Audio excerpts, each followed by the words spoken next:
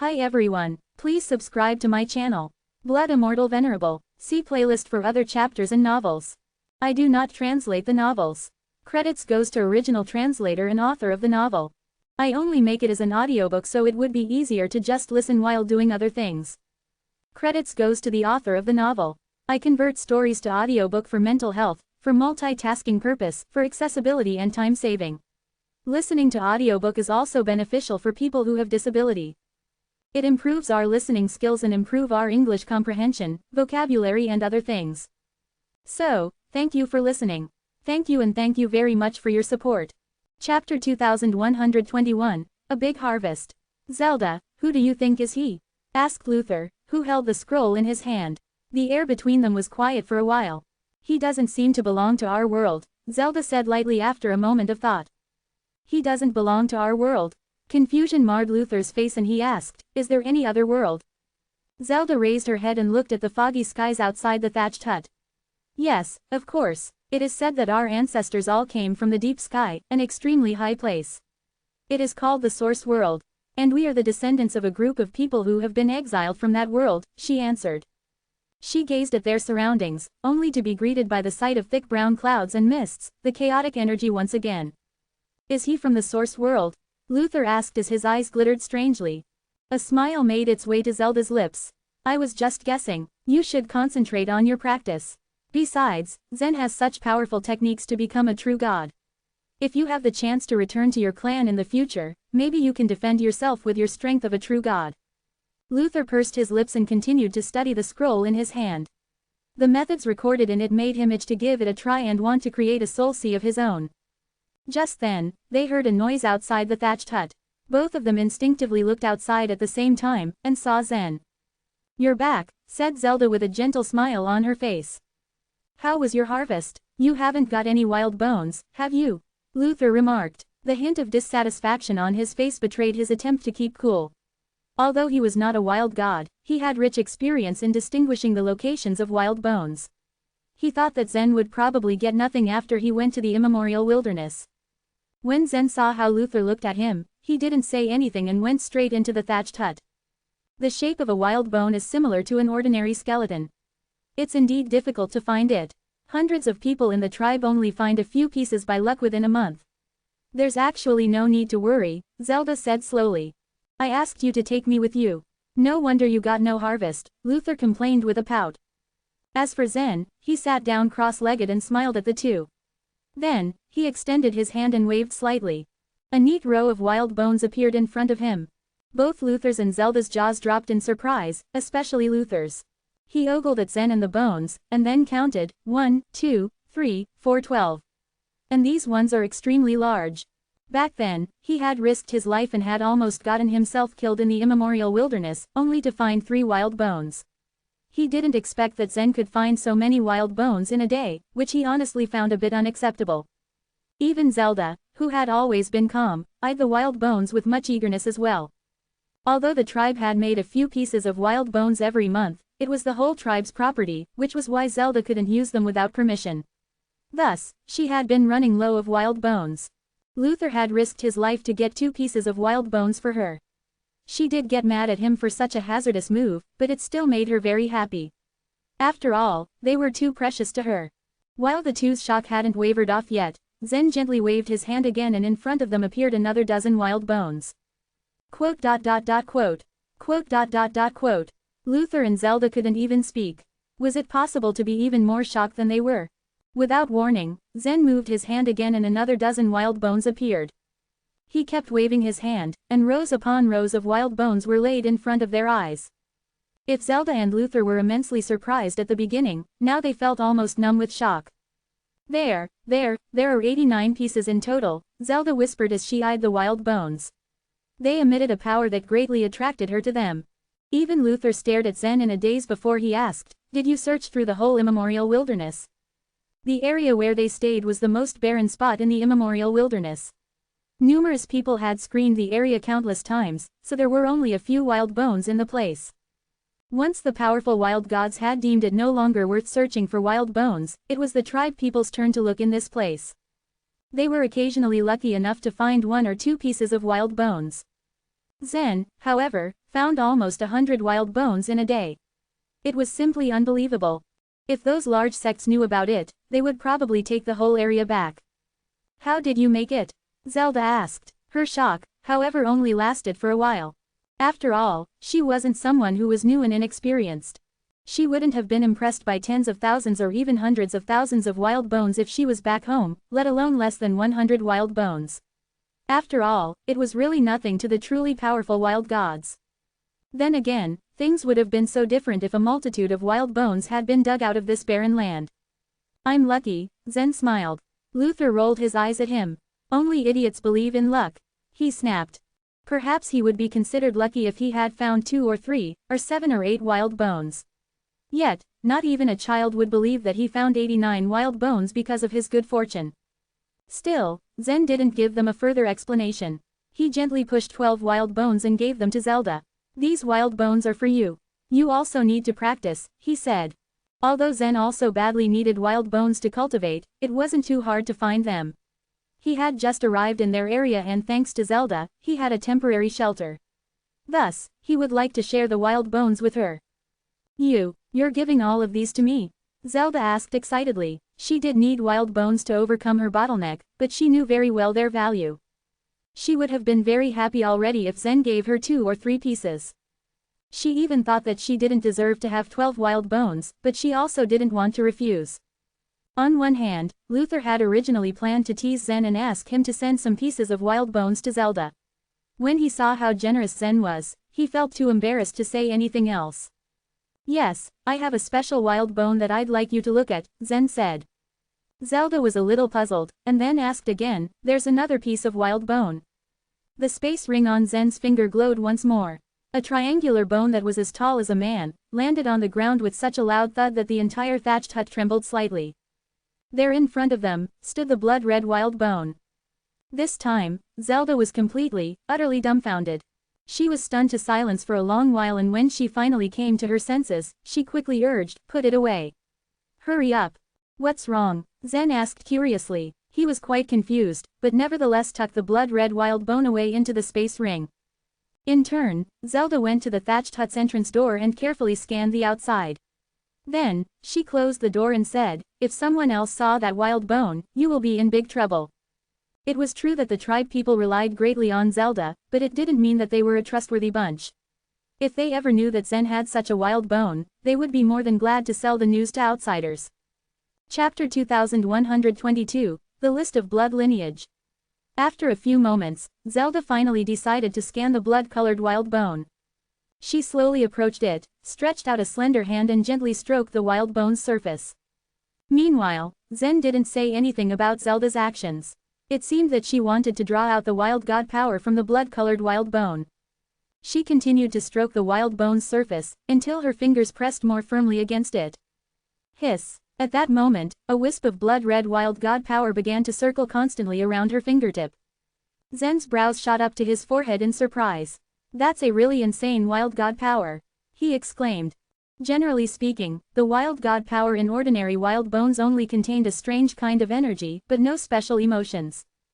However, in this one, there was a violent aura hidden in the wild god power that was ready to burst at any moment. There was a bare trace of gratitude on Zelda's face. She smiled, and let the wisp of wild god power sink between her hands. The wild god power unfurled into the depths between her hands like a cloud of ink in water, transforming into a fascinating shape. After a while, it finally stabilized and turned into a shadow of the blood wolf. The fierce wolf's head opened its ferocious mouth and emitted a strong, wild aura. What creature is that? Zen asked curiously. A gentle sigh escaped Zelda's lips. As expected, it's the blood wild bone of the spirit wolf god, she explained. The spirit wolf god? Asked Zen. Yes. Zelda's eyes shone with delight as she looked at the small blood-colored wolf shadow in her palm. I never expected that there could be such a huge piece of blood wild bone in this barren area. The spirit wolf god is ranked 61st on the list of blood lineage, which is a very powerful bloodline. She had dug out 2 pieces of egg-sized wild bones that contained Chiyu's bloodline way back before. Those wild bones were 100 times more valuable than the ordinary ones because of Chiyu's blood inside them. It is said that a great clan in the northern Leaning Bone Tower has inherited the blood of the spirit wolf god for generations. They have longed for the wild bones that contain the spirit wolf god's blood so much. You cannot absorb this blood wild bone, but if you sell it, you can buy at least 50 wild bones of the same size, Zelda said in a shaky voice. Zen could sense that she tried hard to calm herself down. 50 wild bones of a man's size was a huge fortune. Are you sure that I can't absorb it? Zen asked in disbelief. She had told him that it was impossible for one to simply absorb a blood wild bone, unless their body also contained the same kind of blood. A smile stretched on Zelda's face at Zen's words. You can try if you don't believe me. Of course, Zen did not buy it as he preferred to absorb the wild bone himself than sell it. With that thought in mind, he stretched out his hand and carefully touched the surface of the blood wild bone. Then, he used the trickle spring method that Zelda had taught him to extract the wild god power from it. Hiss! It didn't take long before the bone released a bloody streak of wild god power. As soon as he saw the violent torrent of wild god power, he stretched a hand out and gently drew it in. He didn't know that it was unruly and seemed to have its own consciousness. Yet, its consciousness was weak. It wouldn't resist him for too long. After he had increased his mind pressure, he finally forced the wild god power into his own body. Although the blood-colored wild god power was indeed infused into his body, he soon found something strange. His body could absorb the ordinary wild god power with some effort, but this wild god power was different. It constantly rejected his body every time he tried and refused to be absorbed. After several failed attempts, he had to withdraw his mind pressure. Soon enough, the untamable wild god power dissipated from his body.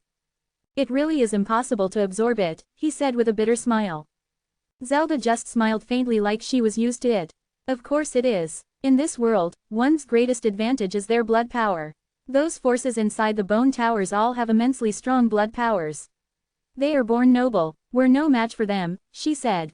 She did think that Zen was incredibly strong when he cultivated in the true god realm, but he actually was still nothing compared to the real, powerful wild gods.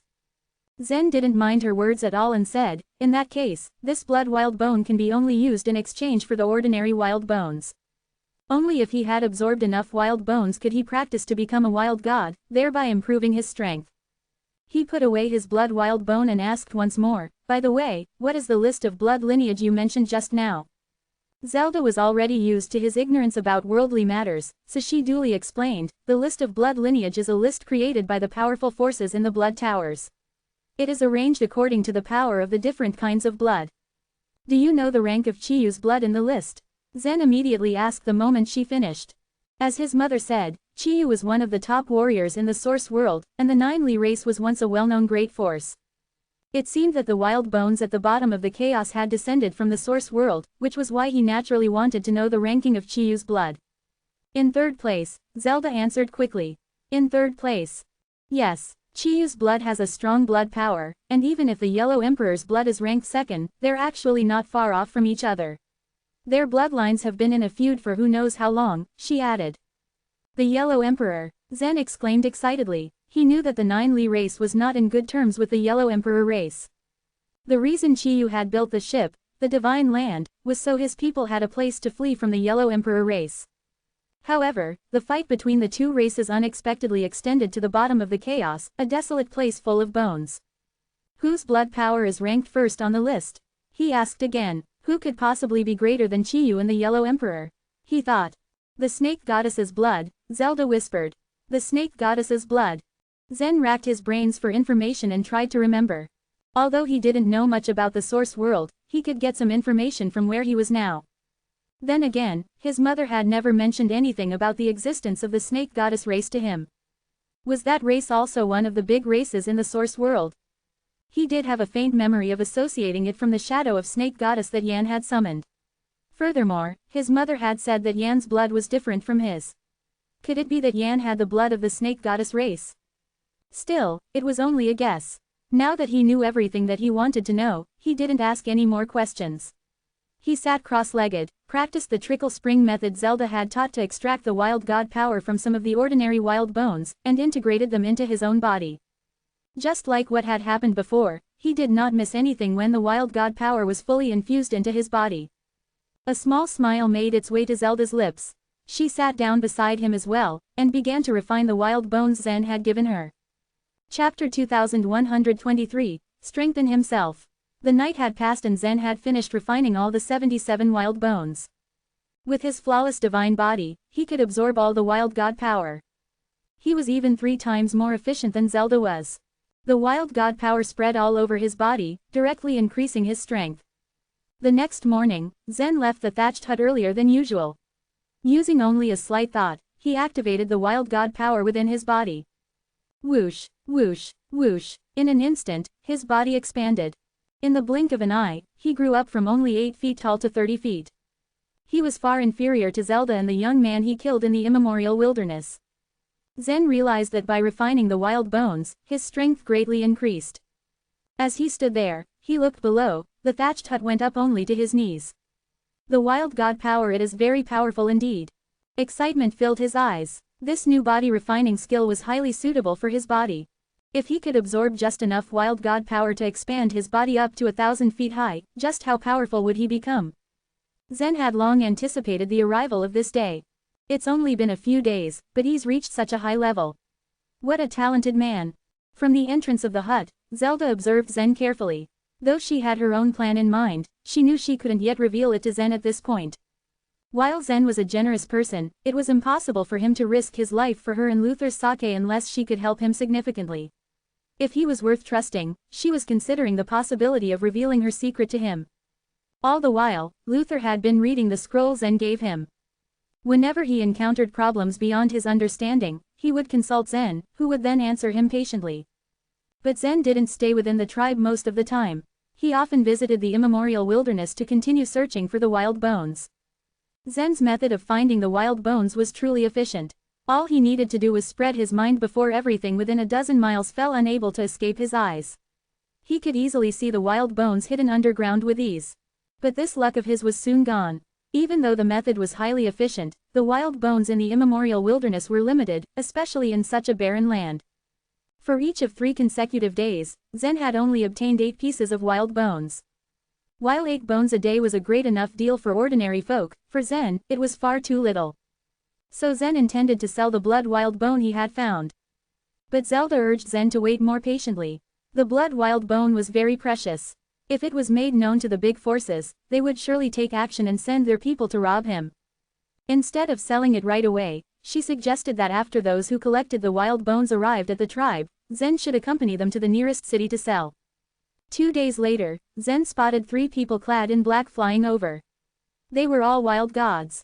In the blink of an eye, they arrived at the square in the tribe's center before walking toward Zelda's thatched hut. Iron Tribe, how many wild bones have you collected this month? One of them called out, his voice spreading throughout the tribe. For generations, members of the Iron Tribe had depended on wild bone collection as a livelihood. Only wild bones could be used to barter for their necessities. Hearing his voice, the young and middle-aged men of the tribe stepped out of their thatched huts and surrounded the group. Though the wild bones they had picked up were in Zelda's hands, they normally supervised her. They had to make sure she wasn't hiding any of the wild bones from the tribe. Zelda followed suit and stepped out, approaching the man in the lead. Good day, Riley. We've gathered a total of 23 pieces this month. Only 23. Contempt was written all over Riley's face. Every single month, they had to visit the place to collect the wild bones. The tribes were so poor that they could only ever accumulate up to dozens in a month. It wasn't ever worth it for them to come here. The number of wild bones in this area has been decreasing. Our tribe can't go any deeper into the immemorial wilderness. We've already been working as hard as possible, Zelda replied in earnest. Another man among the 3 smiled faintly and said, well, Riley, we should probably just let it go. Are you expecting them to be lucky enough to dig out hundreds or even thousands of wild bones in this place? That would be impossible. Let's hurry and take the wild bones. We have to hurry back before dark. Humph, Riley snorted. If you still only have 20-something wild bones next month, we won't be coming here again. It's a waste of time. Zelda could only smile helplessly as she handed the wild bones to Riley. Riley pulled out a pouch and threw it to the ground. There's your remuneration, he coldly said. Then, they turned to leave. Just then, Zelda suddenly called out, Riley, hold on. What's the matter? He looked back with a frown. My friend wants to sell something at your auction house. Can he go with you this time so you can recommend him to the auction house? Zelda asked. Auction. The request had Riley rather shocked. Normally, only extremely rare items were qualified for the auction. What could possibly be auctioned from this remote place? He couldn't believe they had found anything of real value. And what would he sell? Riley spat. I doubt it'll be worth it. Zelda pursed her lips in frustration and said, sorry, I can't reveal that right now. But could you please just take my friend with you? And she pointed to Zen, who was standing in front of the hut. The spirit wolf god's blood wild bone was highly precious. If the wild gods knew he had a piece of it, they never would have allowed him to even go to the auction house. They'd have killed him and the tribe right then and there just to get their hands on it. Riley grabbed a quick glance at Zen. At that point, the latter had absorbed quite an amount of wild bones and could release the wild god power. But he had only cultivated for a rather short time and hadn't yet absorbed enough wild bones in Riley's eyes. So to him, Zen was nothing more than another weakling. At this point, Riley was growing impatient. I don't have any time to spare on him. With that, he was ready to leave again. But Zelda rushed to him and put 3 pieces of wild bones into his hand. With a smile, she said, please accept them, Riley. We would really appreciate your kindness. Zen had found these pieces, so the tribe members said nothing of it. A strange look appeared on Riley's face when he examined the bones in his hand. He couldn't think of anything good Zen would have that Zelda thought was worth bribing him for. But it was a good enough bribe. All Riley needed to do was let Zen tag along and recommend him to the auction house. It was a piece of cake. With that, he smiled at Zen. Hey, kid, you'd better catch up with us. Since Zelda had told him all he needed to know, Zen merely nodded at Riley indifferently. When the wild gods flew into the air, Zen floated gently, quietly following them close by. Chapter 2124, The Falcon Caravan. Riley and his group flew at full speed. Hey Riley, can that brat even keep up with us? One of them called out. Whether or not he can is his problem, Riley answered smugly. 3 wild bones were all right as a bribe, but not enough for him to go out of his way to take care of Zen. Riley was planning on ditching him. Swoosh. Riley deliberately sped up and the other 2 followed him closely. They think they can get rid of me. Ha. All the while, Zen had been following them at a moderate speed. When the 3 sped up, the corners of Zen's mouth quirked up in amusement as he sped up after them. After taking a quick glance at Zen behind him, Riley was surprised at what he found. The young man was still steadily following them from about 100 feet, he didn't even fall behind. Riley, he's not slow. Seems like he has recently started to cultivate the wild god system. I think he has cultivated the true god system. He has a high cultivation base, too. It's pretty strange. The 2 behind Riley discussed. But Riley merely laughed and said, it doesn't matter what he has cultivated. You 2, keep up. The wild god power flashed from Riley's body, strengthening his momentum remarkably. All of a sudden, he shot forward even faster. The 2 behind him glanced at each other. All they could do was stimulate their own wild god power. If they wanted to follow Riley, they had no choice but to go all out. Zen remained indifferent at the sight of the scene before him. With his chaotic energy in his inner world slightly revolving, he easily kept up with the group. After 5 minutes had passed, Riley was far in the lead, assuming that he had already gotten rid of Zen. But when he turned to check, his eyes widened in shock. The guy was still following close behind them, maintaining the 100-foot distance without breaking a sweat. What a strange guy. Still, Riley refused to give up and continued moving forward at high speed. Slow down, Riley, we can't keep up with you. The other 2 wild gods couldn't stand flying at such a high speed for too long. Even though their bodies were strengthened by the wild god power, making them far stronger than other people, their cultivation bases were still weaker than Riley's. After a while of going at top speed, they had maxed out their wild god power and needed to stop for a breather. But Riley turned a deaf ear to his men, determined to get rid of Zen. He released even stronger wild god power, raising his speed by another 30%, such was his limit. Unable to keep up, the other 2 gave up altogether. Seeing Riley shoot forward so far away, Zen merely chuckled. His body was light as a swallow, speeding away in the wind. He easily sped up by 30% as well. In the blink of an eye, Zen passed Riley's men. Swoosh, swoosh, swoosh. The strong wind Zen triggered was like a slap in the 2 guys' faces. They could only remain where they were and stare at him, dumbfounded. How could he follow Riley at full speed? Is someone who cultivates the true god system really that powerful? In the eyes of the wild gods, the practice of the true god system was heresy. They had never seen such a strong true god, so Zen's speed had completely taken them off guard. After about 15 minutes of this chase, Riley himself couldn't stand it any longer. When he looked back, he found Zen still hanging behind him from about 100 feet. He looked absolutely calm and composed, not tired at all. At this point, Riley had reached his absolute limit. He realized that it was impossible to fully get rid of Zen, so all he could do was slow down. After that spectacle, Riley came to truly admire Zen. The guy was a mere newbie wild god in his eyes, but his performance was nothing short of unfathomable. On the way north, Zen spotted a vast area of grayish-brown soil. He was aware that there was a considerable amount of area at the bottom of chaos covered by bones and skeletons. All such areas were referred to as the immemorial wilderness. It was no place to live in. Only people from the lowest level of society, such as the Iron Tribe, would live on the edge of the immemorial wilderness to make a living out of collecting wild bones. Many cities lay outside the immemorial wilderness. And Riley was one of the stewards of the Falcon Caravan of the Sandcore City. Zelda instructed Zen to never ask the Falcon Caravan to auction the blood wild bone for him. This Falcon Caravan was a small trade group that held no real credibility.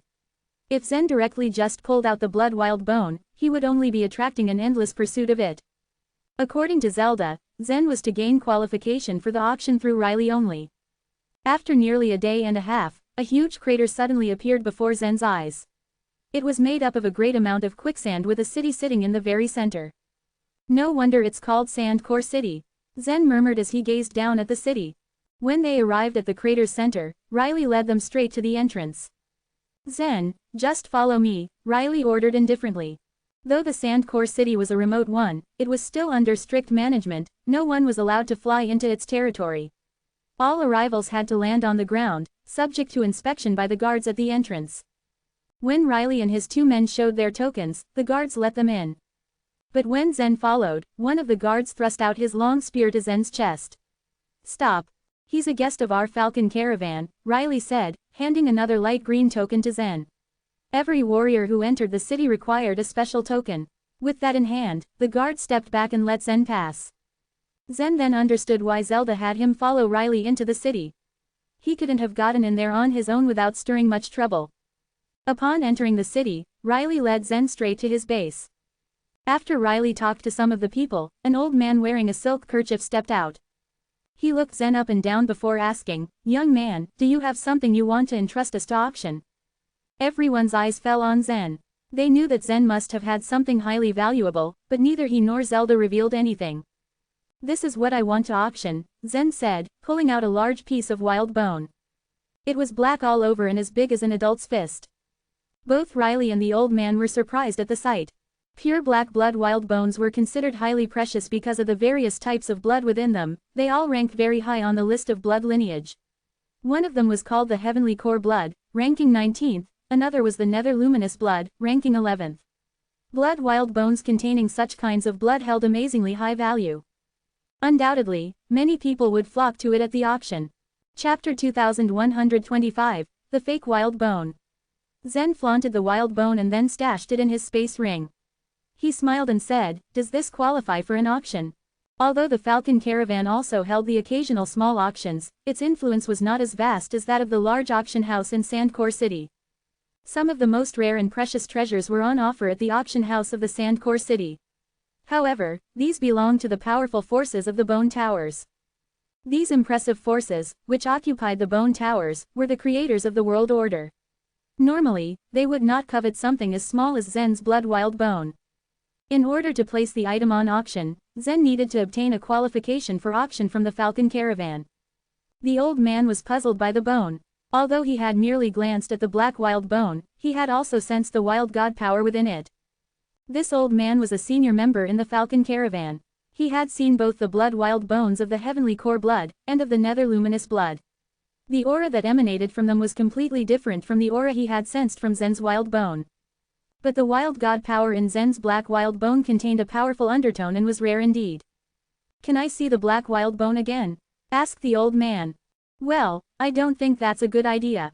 A look of vigilance settled on Zen's face. Ordinary people who possessed such a precious treasure would not easily reveal it. The old man had probably understood Zen's concerns, for he grinned and took out a white bone card. Engraved on the surface was a lifelike falcon. "This is an auction qualification card from our Falcon Caravan. With it, you can gain access to the auctions at the auction house here in Sandcore City," the old man explained, handing it to Zen. It was the rule that no item could be auctioned without the bone card of a reputable trade group. Zen accepted the bone card and thanked the old man. Then he left the falcon caravan at best speed. A faint smile remained on the old man's face until Zen left. However, as soon as Zen had left, the smile slid off from the old man's face, disappearing completely. The origins of that kid's black wild bone is very special. What makes it special? Asked Riley. He had also felt the unique aura of the wild bone. But he remained clueless as to the black wild bone's origins. It is neither the wild bone of the heavenly core blood, nor that of the nether luminous blood. That kind of wild bone has never appeared before. It may even be a rare ancient blood wild bone. The old man mused. Either way, the old man could feel the uncommon aura emanating from the wild bone, so he was certain it was no ordinary thing. Well, Riley was surprised and at a loss for words. The old man held a high position in the falcon caravan because he had an extraordinary ability to judge the value of things. If he said the black wild bone was a valuable thing, then he couldn't be wrong. So what should we do, Mr. Doe? Riley asked. You take some men and go grab that black wild bone right away. You can kill that young man if he resists, the old man commanded in a cold voice. Kill him, here in the city? Riley was stunned. Fighting was expressly prohibited in the Sandcore City, and no one was permitted to break the rule. It was a brazen act to kill someone here. Just be careful not to be seen. What comes after doesn't matter, even if the situation escalates, or the matter causes a stir, the old man said with a sneer. After all, the Falcon Caravan had traded for many years in the Sandcore City, and they were powerful enough to deal with any trouble which might be caused by this matter. While strolling along the street at a leisurely pace after leaving the Falcon Caravan, Zen began to casually check the alleys behind him. Zen wandered around aimlessly for a while, and his face soon became depressed. Why haven't they made a move yet? The Falcon Caravan is too slow. A moment later, he noticed two figures appear behind him. They were furtively sneaking along in his wake, trying to get closer without being seen. Finally, they are hooked.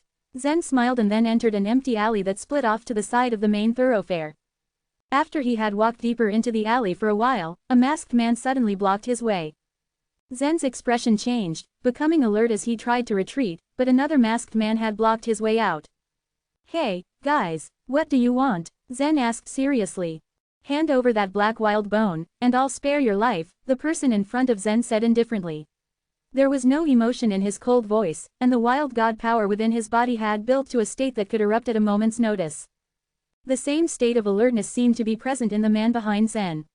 Both of them must be excellent and capable members of the Falcon Caravan. Who are you? Are you from the Falcon Caravan? Zen looked surprised. Whether that's true or not, your question doesn't make any difference, the man in front of Zen said as he pointed at Zen with one finger. There's no way for you to live unless you hand it over. This man is so presumptuous. Zen thought. He sighed in his heart, and then a pained look appeared on his face.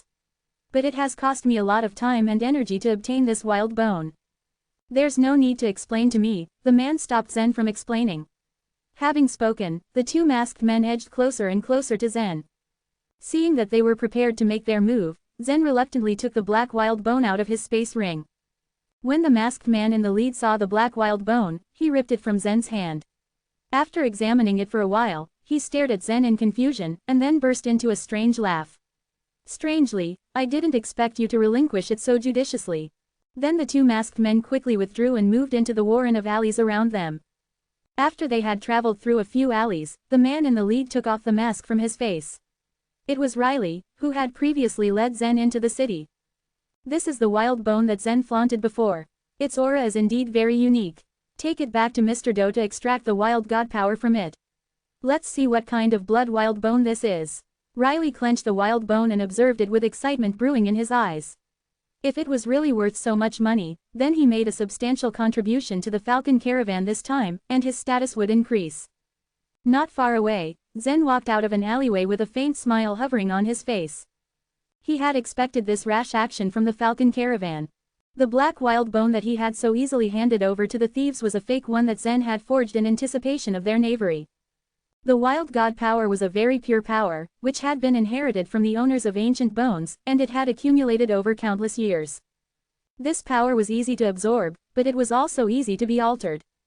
While Zen was in the Iron Tribe, he had infused the truth of goodwill and malice into a random wild bone, making it exude a unique aura. He had then blackened the surface with paint. Thus, he had quite easily created a unique wild bone. Of course, this was not a special blood wild bone. After convincing the Falcon Caravan's assessor earlier, Zen could now take the Falcon Caravan's bond card to the auction house for the real auction. In order to protect all the trade groups, the auction house had adopted a system of anonymity. They only knew which trade group was attending an auction, and they did not care who actually owned the items on auction. Therefore, Zen had now ensured his own safety, and he also made sure that the spirit wolf god's blood wild bone could be auctioned without any hiccups. On this world, Zen had no friends or relatives, so he had to be extra cautious about everyone and everything. Fortunately, Zelda had given him some sound advice. Otherwise, it would have proven a huge problem to auction the blood wild bone. Chapter 2126, Identification. It took Zen an entire day to get a general feel of the Sandcore City. The Sandcore City was the only large city within a 200,000-mile radius of where Zen had been. The force that controlled the city was the mysterious Soul Sect, which was located in the Nightbone Tower. The mysterious Soul Sect was one of the largest sects for the ordinary wild gods. The auction house in the Sandcore City was personally hosted by the steward of the mysterious Soul Sect. The major business groups gave the treasures they had acquired to the auction house for selling. But the auction was held only once a month, and there were 3 days left until the next one. So Zen had to stay in Sandcore City and wait for the auction. Only after having arrived at the Sandcore City did Zen realize that the value of the wild bones was not as high as he had previously thought. Everyone here cultivated the wild god system, and they used a great deal of the wild bones as they were the currency they used to trade. It was no wonder that Riley of the Falcon Caravan was so restless in the Iron Tribe. As an ordinary steward of the Falcon Caravan, he got several pieces of wild bones per month as his salary. According to the order of the Falcon Caravan, he collected the wild bones. If he had only managed to collect a small number of wild bones, it was not worth him to come here. The part of the immemorial wilderness where the Iron Tribe lived had been excavated so many times that it had become an exhausted mine. The members of the tribe could only make a living by picking up any leftovers they were lucky to find. Although Zen had managed to collect what he had initially thought was a sizable amount, all he had done was gather the leftovers. In this world, that was worth nothing. The situation was not completely bleak, however. He had been lucky enough to obtain the wild bone with the blood of the spirit wolf god. Now I understand how some people can grow their bodies to be thousands of miles tall. With enough wild bones, the wild gods can grow infinitely. However, it was not easy to collect so many wild bones. Ordinary people living in the Sandcore City got just 1 or 2 pieces of wild bone per month as their salaries. In a year, they could collect a total of 24 wild bones at most. Only by joining those great powers could they obtain more wild bones. At this thought, a plan formed in Zen's mind. 3 days passed, and Zen took the bone card of the Falcon Caravan to the auction house. Yet, Zen made sure to take precautions this time. He would not let carelessness thwart his plan. Before leaving, he changed his appearance using the disguise technique. He could not let the members of the Falcon Caravan recognize who he was. Many people had been gathered in the auction house, and they all had the bone cards of major caravans which acted as qualifications for the auction. Zen had been waiting in the auction house for a while when someone finally came out to meet him. It was a woman. "Do you have any bone card of a caravan?" The woman's expression was cold and unwelcoming. Her complexion was pale, almost ashen, and her lips bloodless. Zen nodded and took out the bone card of the Falcon Caravan to show her. The woman did not seem impressed by it in the slightest. The bone card of the Falcon Caravan? She scoffed, one side of her lip curling into a disgusted sneer. "Where did you find that? Someone probably just gave it to you for free. The auction house is not interested in rubbish. Don't waste my time." She was obviously not the type to make exceptions. She stood at the entrance, refusing to let Zen in, observing him with the disgust one might regard a piece of dirt on their shoes. Her reaction was not unprecedented. As a caravan at the bottom of the society in the Sandcore City, the Falcon Caravan had a bad reputation. However, it was established very early in history and had occupied almost all the low markets around the city, so the auction house had no choice but to cooperate with it. Zen was, thus, not irritated by her words.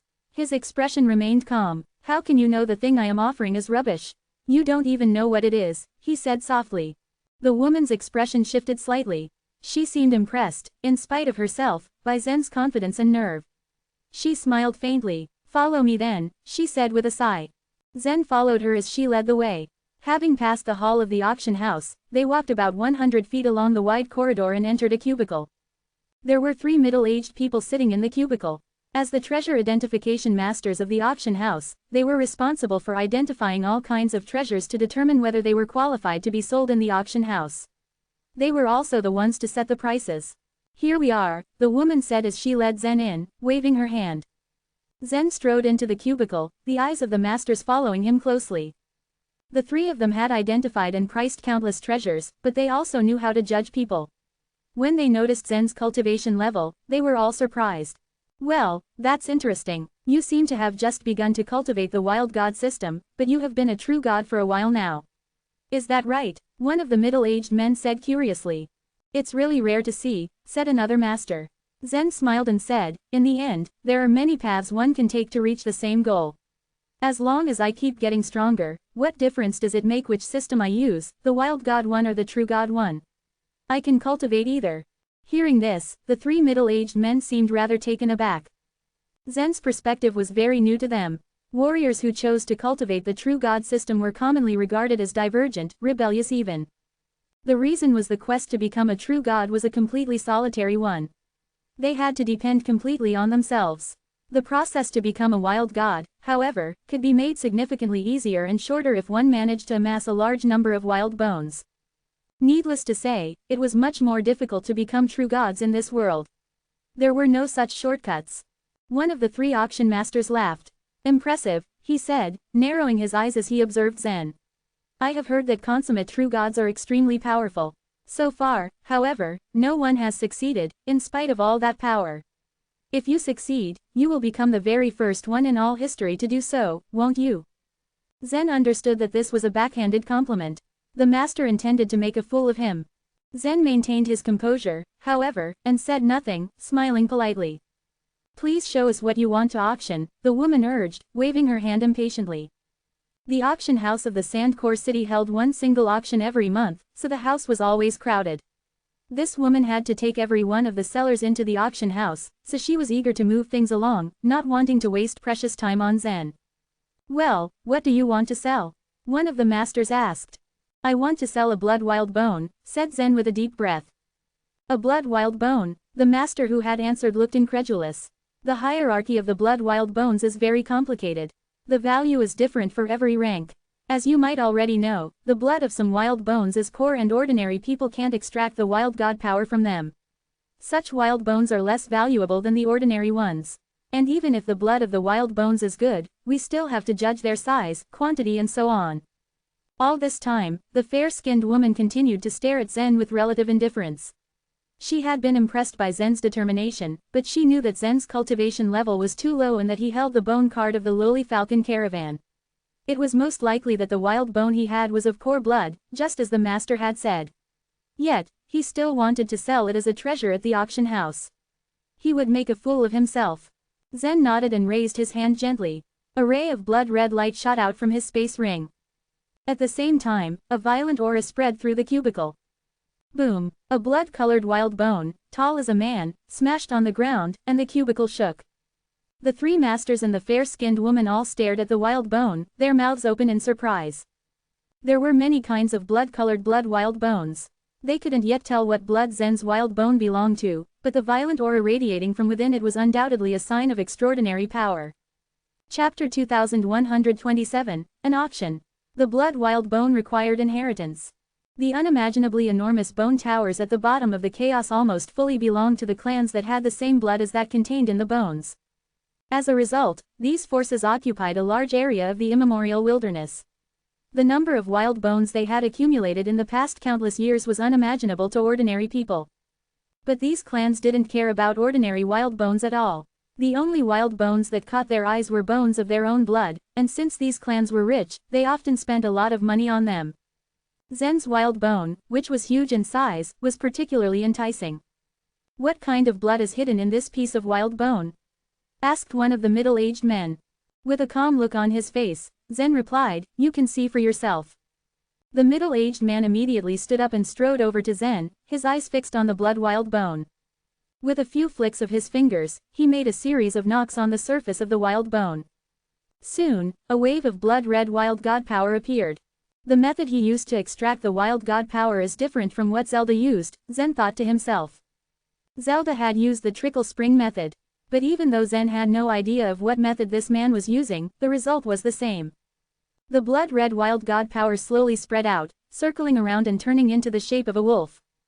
Looking at the little blood-red wolf, the three middle-aged men cried out in unison.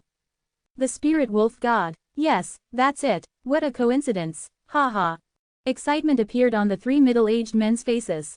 Zen couldn't understand what they meant, so he asked, why do you say it's a coincidence? The Blood Wolf clan in the northern Leaning Bone Tower has been looking for the wild bones of the spirit wolf god, so the price of the wild bones of the spirit wolf god has risen greatly. Answered the middle-aged man. Blood wild bones were comparatively rare, so people who dug them out would choose to hoard them until they could find a suitable opportunity to sell them later.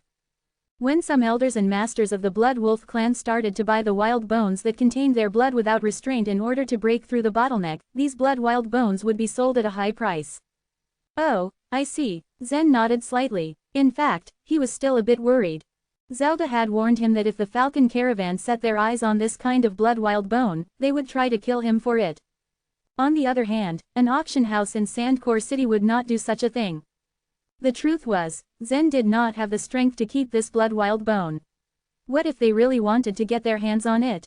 But as the three middle-aged men enthusiastically helped him estimate the base price of this wild bone, Zen realized that he was worrying too much. A piece of blood wild bone was of great value, but the auction house belonged to a big force in the bone tower, so this piece of blood wild bone was not enough for them to take at the risk of damaging their reputation.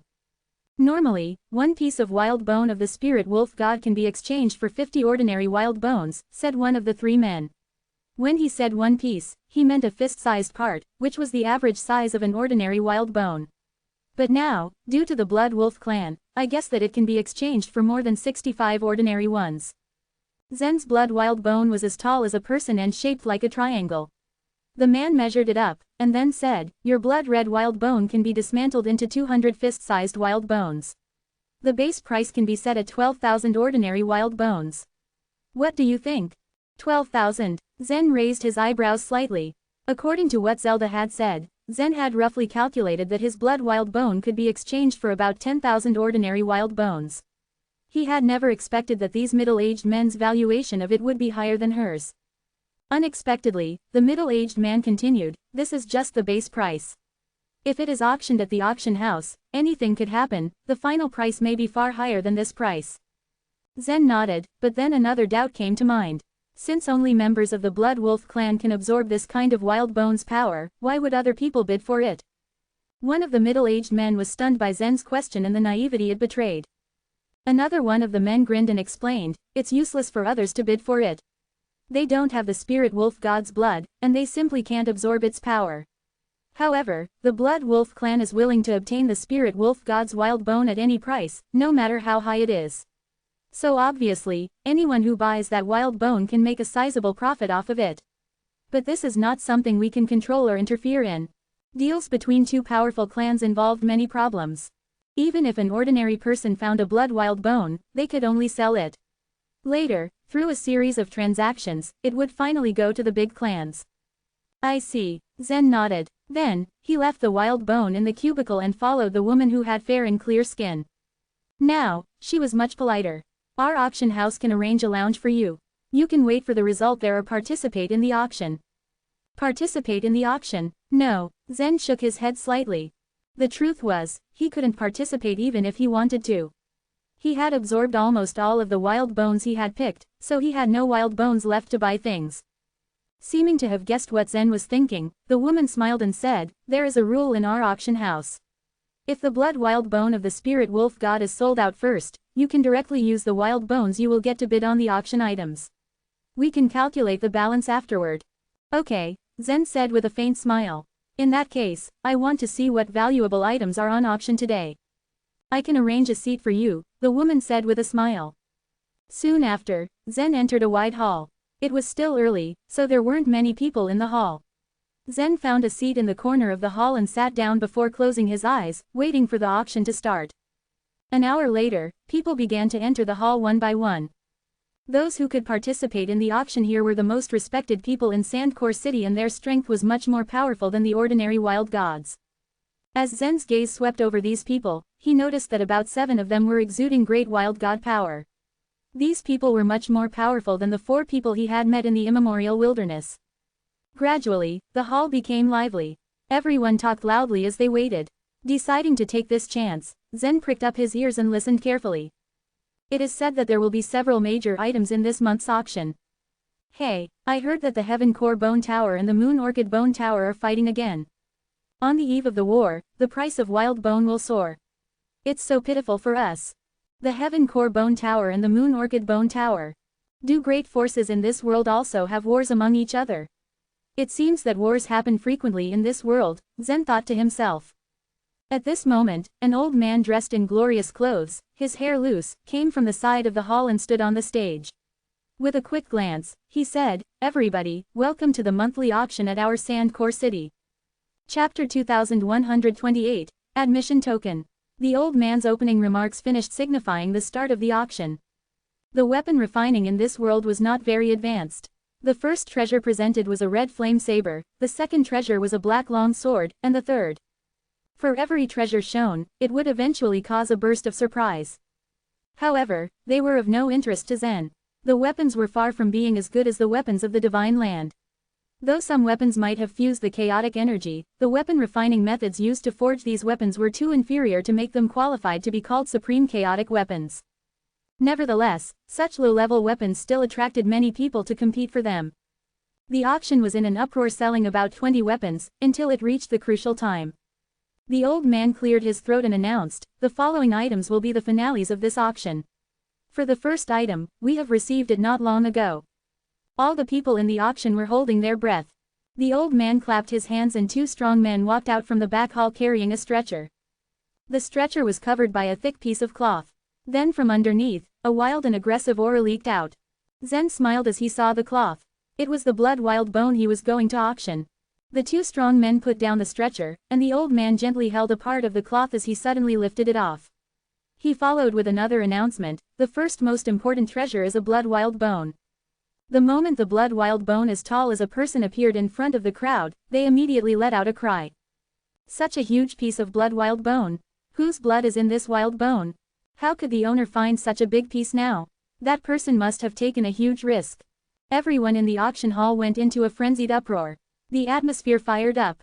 The blood wild bones were much rarer than the ordinary wild bones, and a blood wild bone with such a huge size was most especially rare.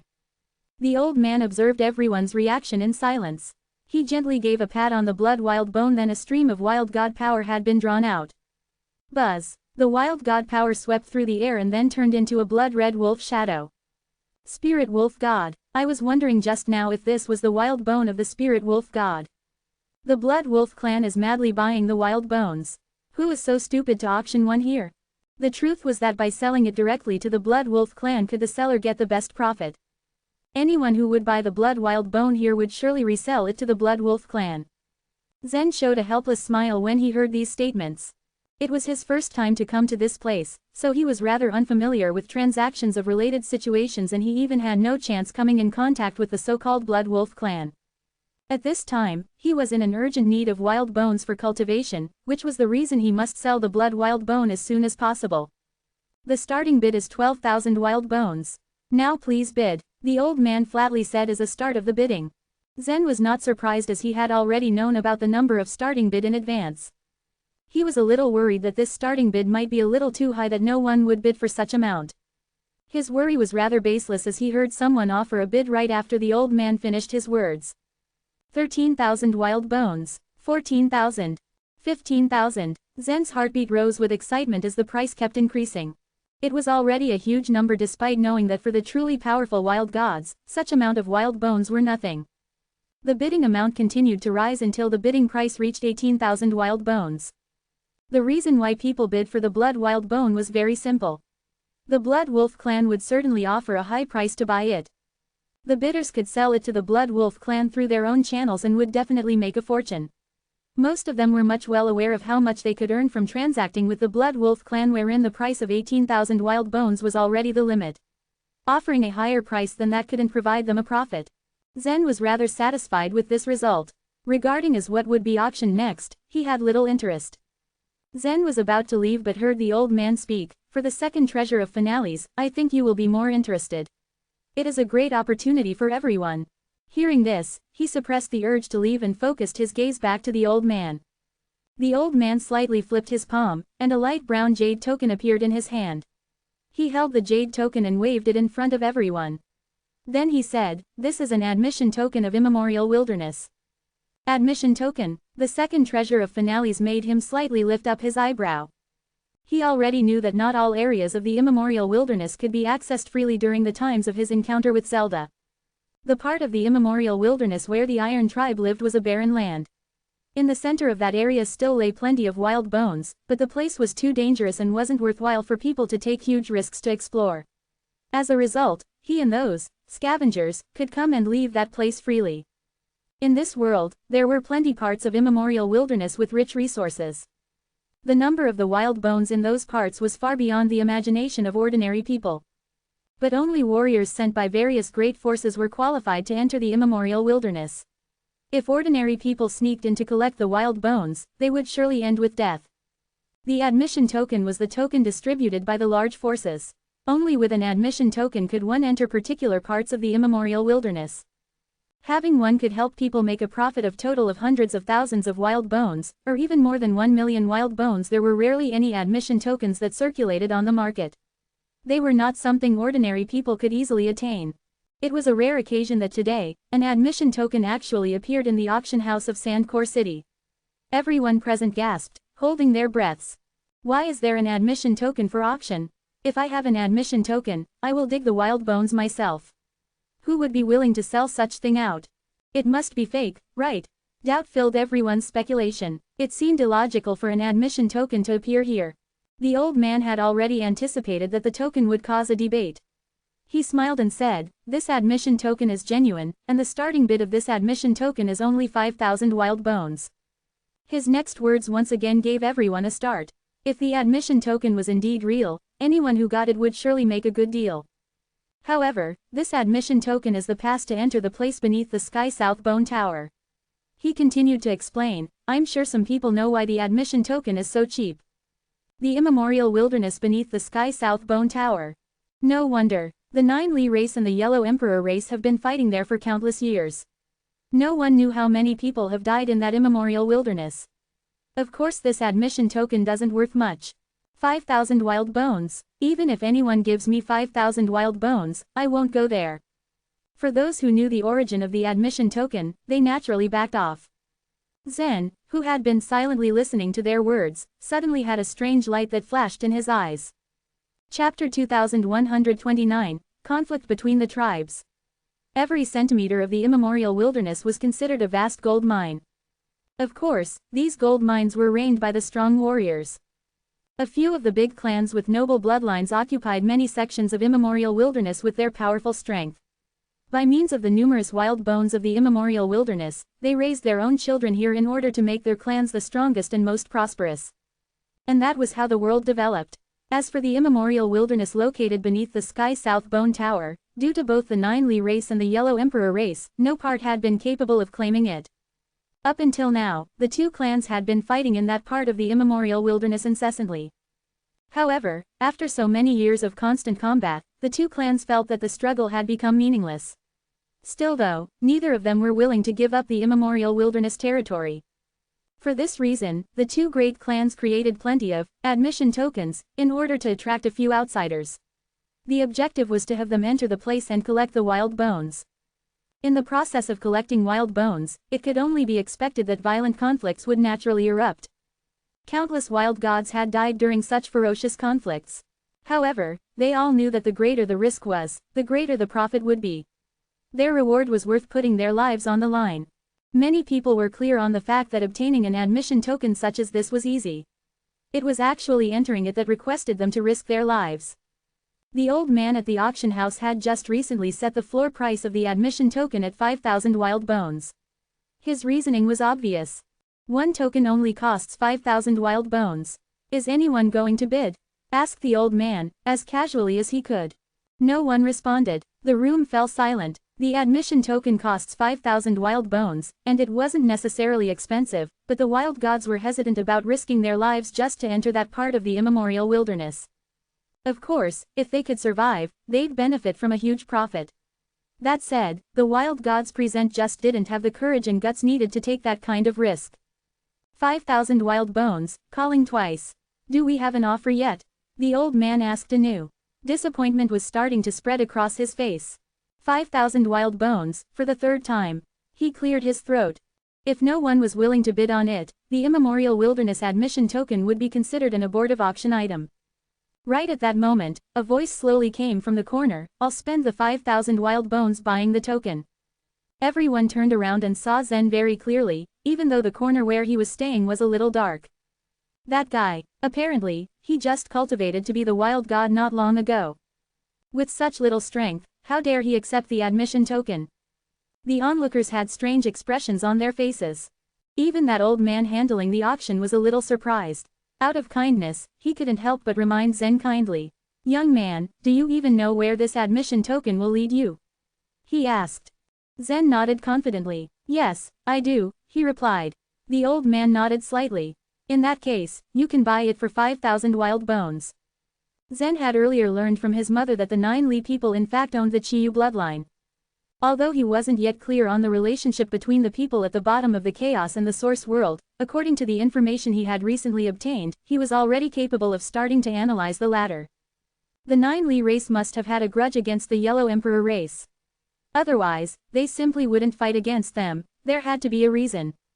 Although everyone said that the admission token was very dangerous and everyone appeared eager to avoid it, it was also Zen's only chance to get anywhere close to that large clan.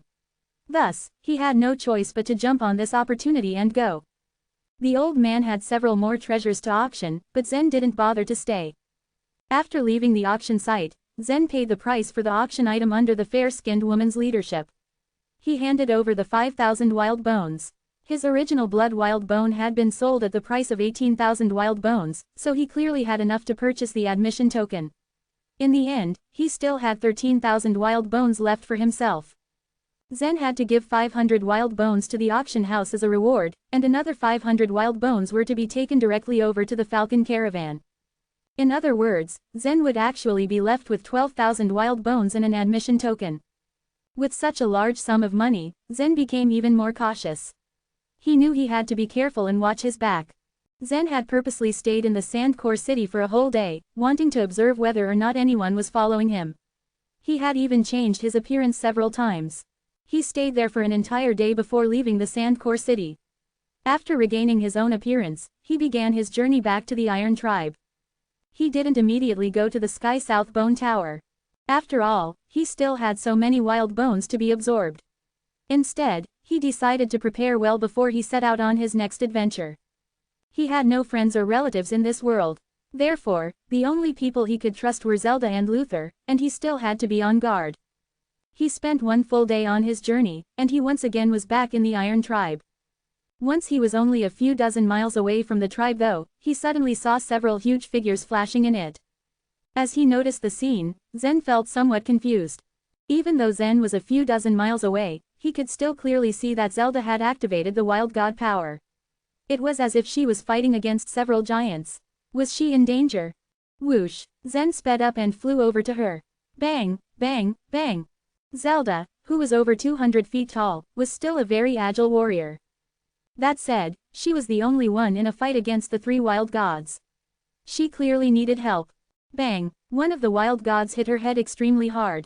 The sound resonated throughout the space. She stepped back a few steps and turned over. After she steadied herself, 2 more wild gods rushed over to her, not giving her any chance to react. Zelda! Luther screamed as his face contorted with anxiety. Luther, on his behalf, had only cultivated the true god system for a few days, and the soul sea in his body hadn't even been opened. He wasn't qualified to participate in a battle of such level. Just give up, Zelda. You have nothing to lose, even if the tribe is ultimately destroyed. You can take your brother to our Macon tribe. Instead, the wild god in the lead shouted loudly. The Macon tribe was located to the south of the Iron Tribe. It was also a very simple and backward tribe. The tribe members also lived in the edge of the immemorial wilderness for the search of wild bones. The two tribes were extremely poor. Despite that, their only mission was to fight for the remaining wild bones. The Macon tribe was slightly stronger than the Iron tribe. Had it not been for Zelda, in fact, the Iron tribe might have actually been conquered by the Macon tribe. Zelda didn't expect the Macon tribe to hire two more powerful warriors to fight against her, forcing her out of the Iron tribe. Zelda and Luther had been living in seclusion in the Iron tribe for quite some time now. If they were to leave at their own will, they would very likely be exposed. It was only normal that they weren't really willing to leave. During the battle, it was Zelda who was at a clear disadvantage.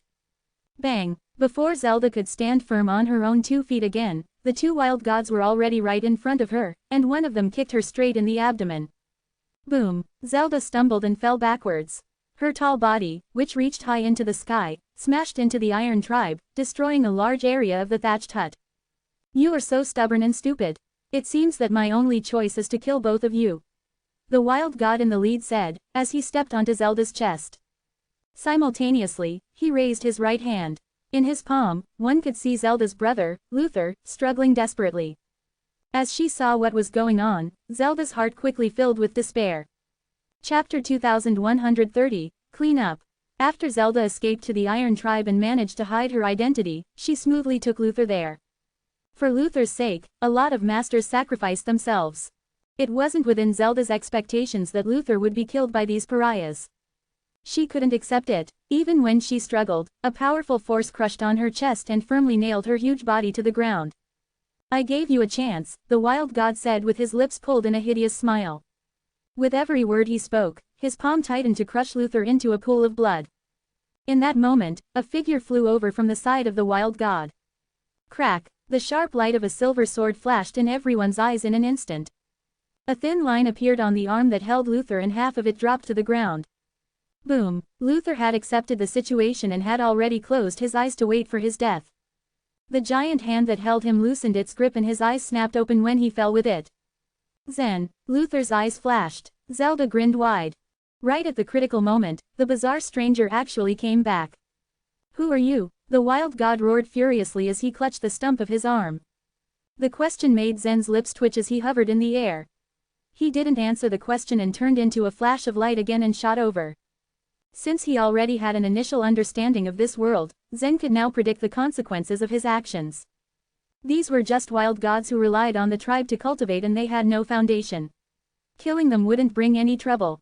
Even if Zen didn't know much about Zelda and Luther, they were the first people he met in this world, and so he trusted them. In order to save Luther, he naturally wouldn't show any mercy. Whoosh! When another wild god saw Zen transform into a beam of light that was incredibly fast and rushed over, he suddenly stretched out a big hand and plucked up Zen. How dare you be so arrogant?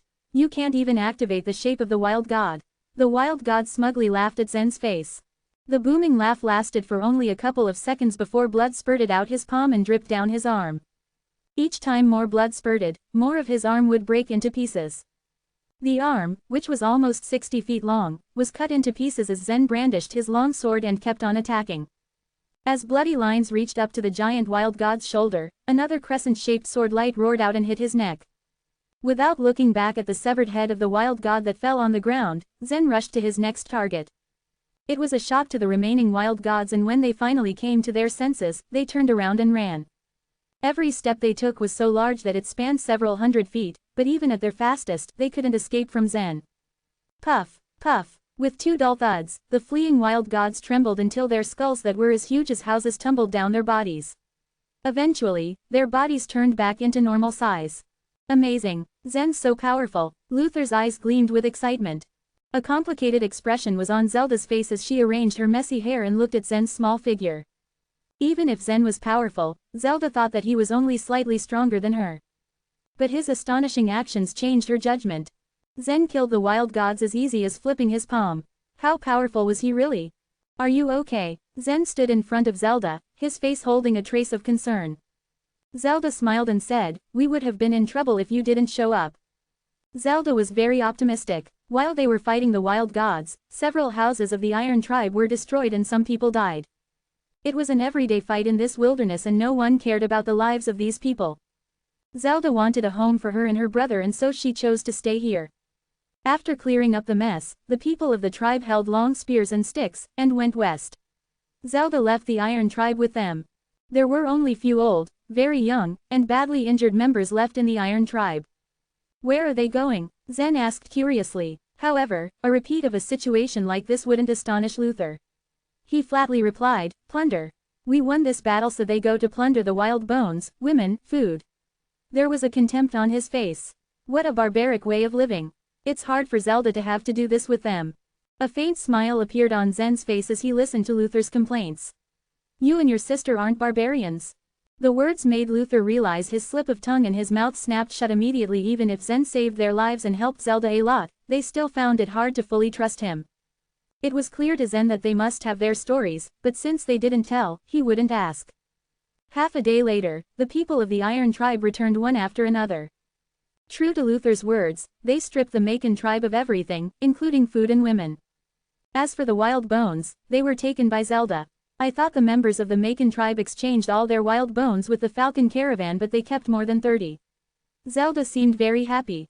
30 was a huge number of wild bones for Zen in the past. But now, Zen had over 10,000 wild bones, so he didn't care about Zelda's wild bones. When Zelda noticed Zen's calm expression, she asked, have you sold the blood wild bone? Yes. It worried Zelda for Zen to sell the blood wild bone in the Sandcore city. The Falcon caravan was just a small force in the city, but it was still a giant monster that they didn't dare to provoke. If the whole process didn't go well, Zen probably wouldn't be able to return. She didn't expect that the blood wild bone would be auctioned off so smoothly. How much was it? It hit Zelda that the blood wild bone must be auctioned off at a high price, and so her voice became a little excited. 13,000. 13,000. What a large sum. Zelda covered her mouth with her hand. It was a puny number of wild bones in her previous clan. But in this barren area of the immemorial wilderness, it was definitely a lot. I'll leave 500 wild bones to you. After I refine and absorb the rest, I'll leave. Zen smiled softly. It was thanks to Zelda that he got to know this world, and so he'd give her the wild bones as a gift. You'll leave? Where do you want to go?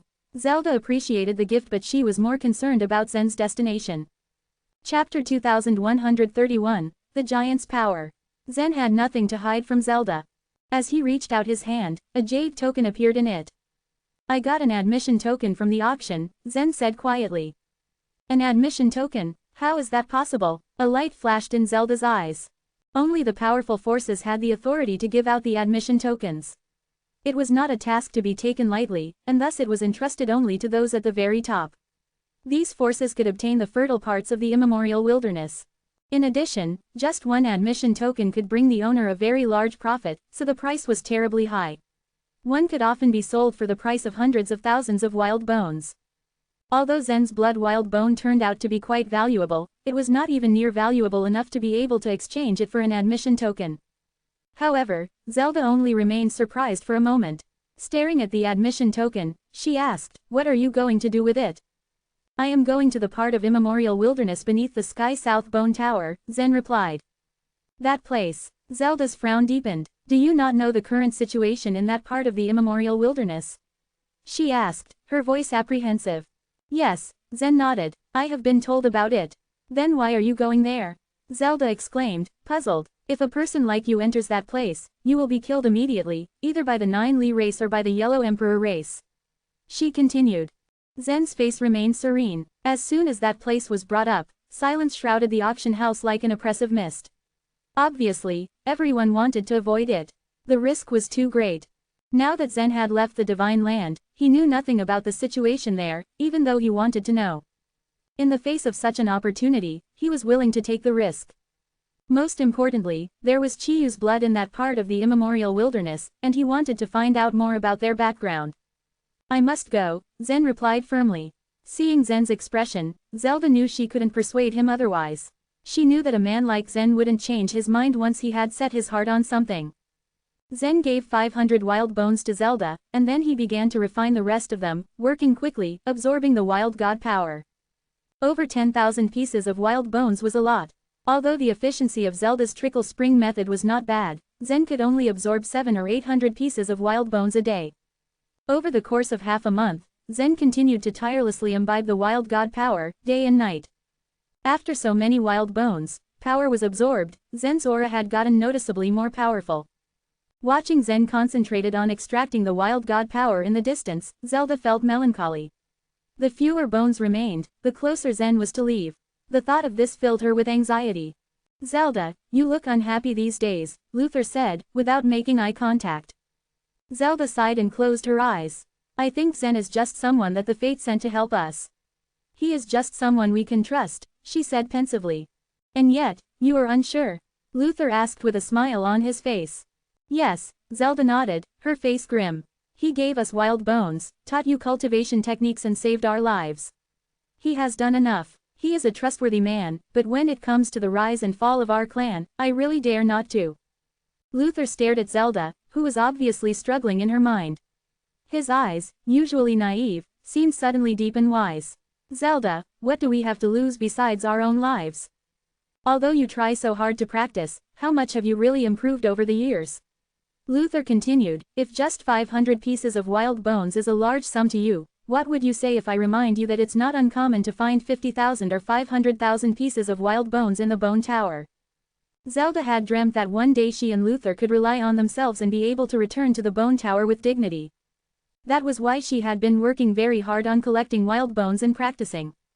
As Luther couldn't cultivate to become a wild god, she had asked Zen to teach him the cultivation techniques for true gods. But Luther had come to realize that no matter how talented he and Zelda were, they could never reach their goals without the advantage of the wild bones. So, don't hesitate, Zelda. That's our last resort, our last chance. Now the opportunity has presented itself, you should grab it. Luther declared, a determined look on his face. Hearing Luther speaking with such authority, Zelda was surprised. She looked at him with a pleasant smile and said, Luther, you've grown up. Zelda had made up her mind. Now, she waited for an opportunity to speak out about it. On the 20th day, Zen had finally refined and absorbed the power of 10,000 pieces of wild bones. There were still 3,000 wild bones in his hand, and he wasn't in a hurry to completely refine them. After all, it was a long way to the Sky South Bone Tower. These wild bones could be used for cultivation, and could also be used as currency. He had to keep some just in case. He had been using his mind to extract the wild god power for over 20 days and nights. Even though his soul was strong, he felt tired.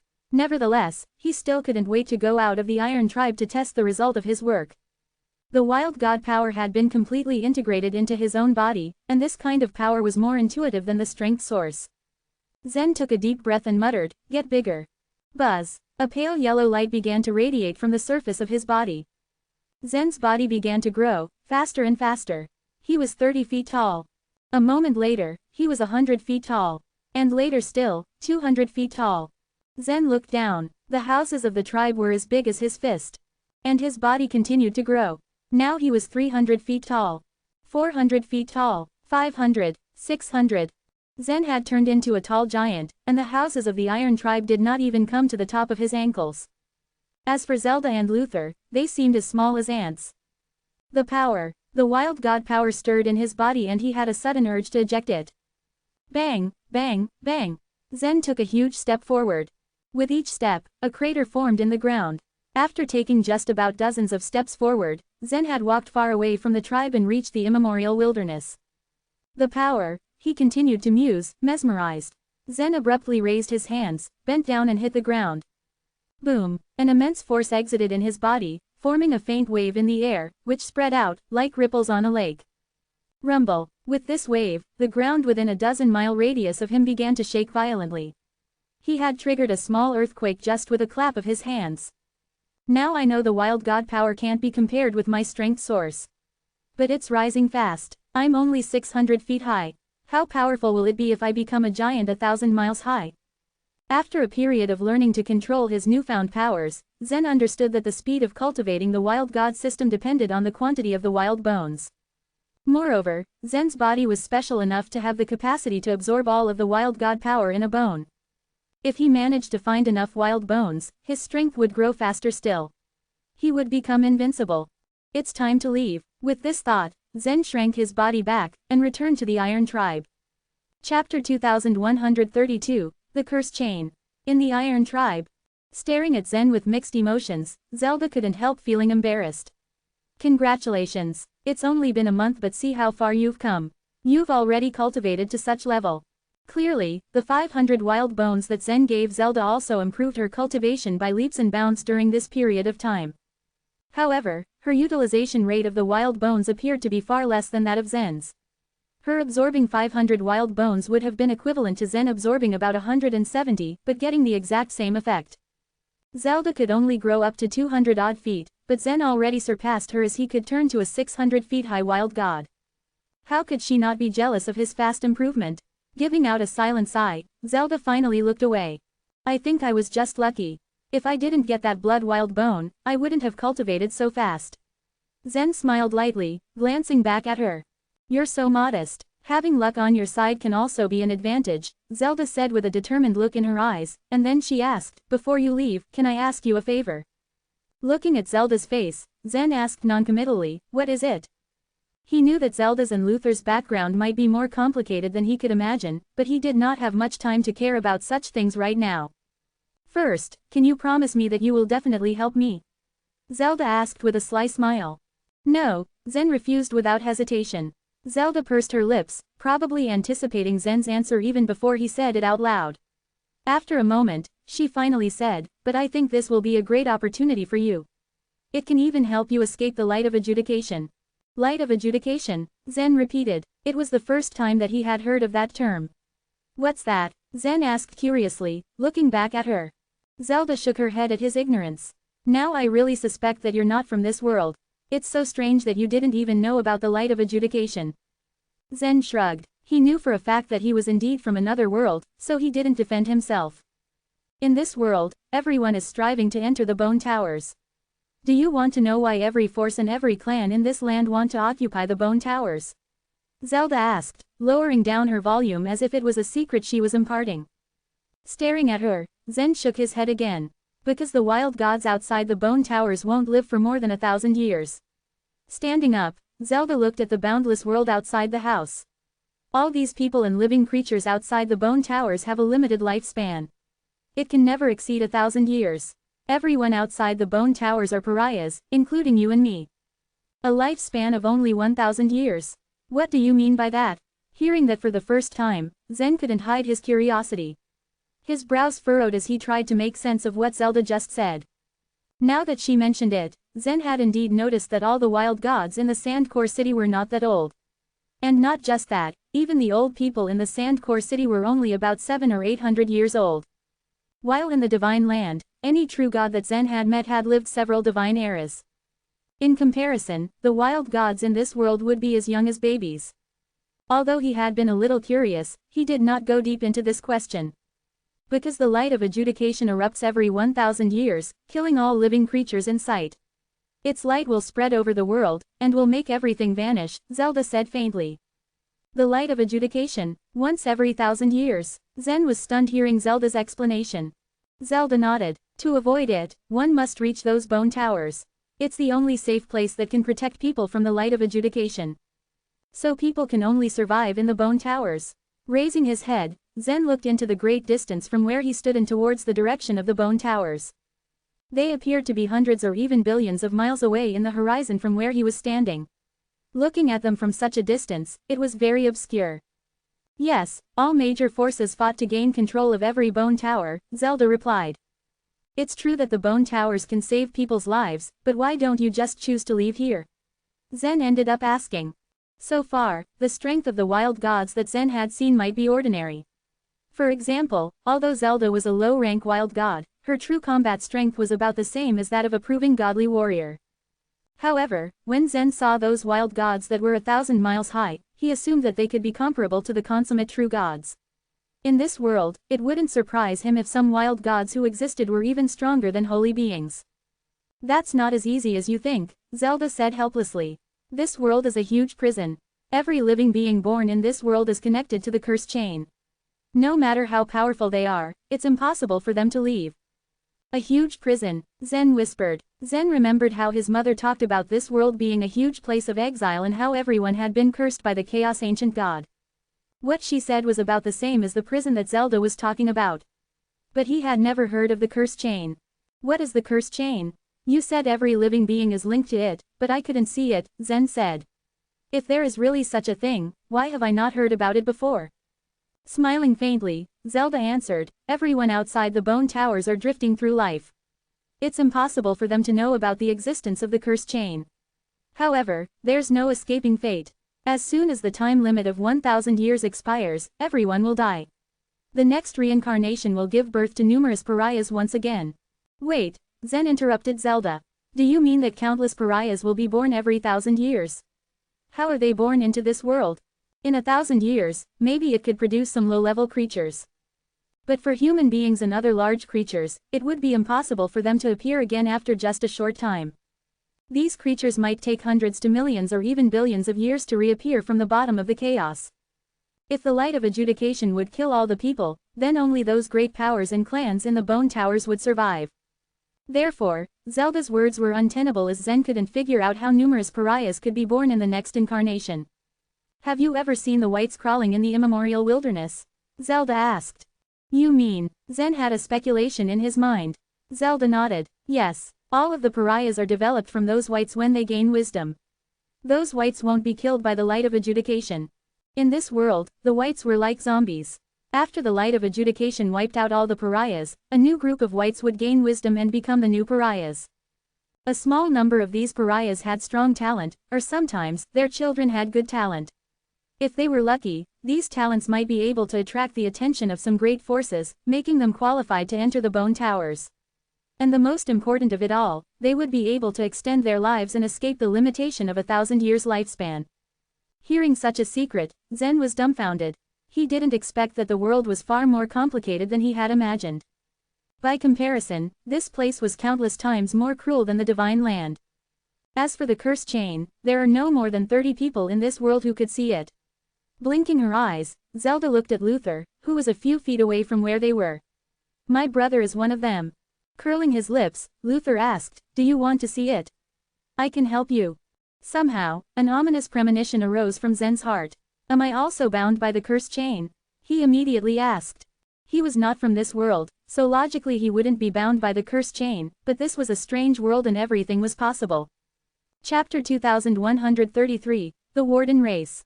At first, Zen thought that there wasn't anything special about Luther except for the fact that he was smart. Yet, Luther had fully mastered the cultivation method for life vitality that Zen had taught him. In fact, he could be ranked as a talent if he was in the divine land. All in all, Zen didn't expect that Luther could have such a power. Luther crossed his hands together and slowly separated them. Then, he put his index fingers and thumbs together. A flash of unique energy burst out between his four fingers, which turned into a faint brown light curtain. He looked through the light curtain with a faint smile on his face and said, of course you are bound by the cursed chain as well. In turn, Zen's eyebrows shot up as he moved forward and looked through Luther's hands. Upon first glance, everything remained the same through the light curtain. Just then, he noticed that there was something behind him. He looked at it more closely and soon enough, recognized it. His eyes lit up in surprise. Is it the cursed chain? The cursed chain was composed of golden button-sized bugs. The bugs, heads and tails each had a hook on them, which were connected to each other and formed a chain. Zen wasn't the only one who owned the chain. Luther and Zelda also had it. How could this be? He had only been in the world he was now in for a short time, so he didn't know when the chain had bound him up. Meanwhile, Luther went to the door of the thatched hut. He aimed his hands at the distance and told Zen, take a look again. Zen looked into the distance through the light curtain again as instructed. There, he saw millions of intertwined chains that swayed in the air and were scattered all the way to the distance. Every living being in this world has a chain like this, and you are no exception, Luther said flatly. Even the most powerful wild gods in this world can't get rid of these chains. They can only hide in the bone towers when the light of adjudication comes, Zelda added. A bitter frown made its way to Zen's face. He wanted to return to the divine land as soon as possible. He didn't expect that the cursed chain at the bottom of the chaos had bound him. Has anyone tried to destroy the cursed chain? He asked. Yes, Zelda replied. For example, I did, Luther muttered with a small smile.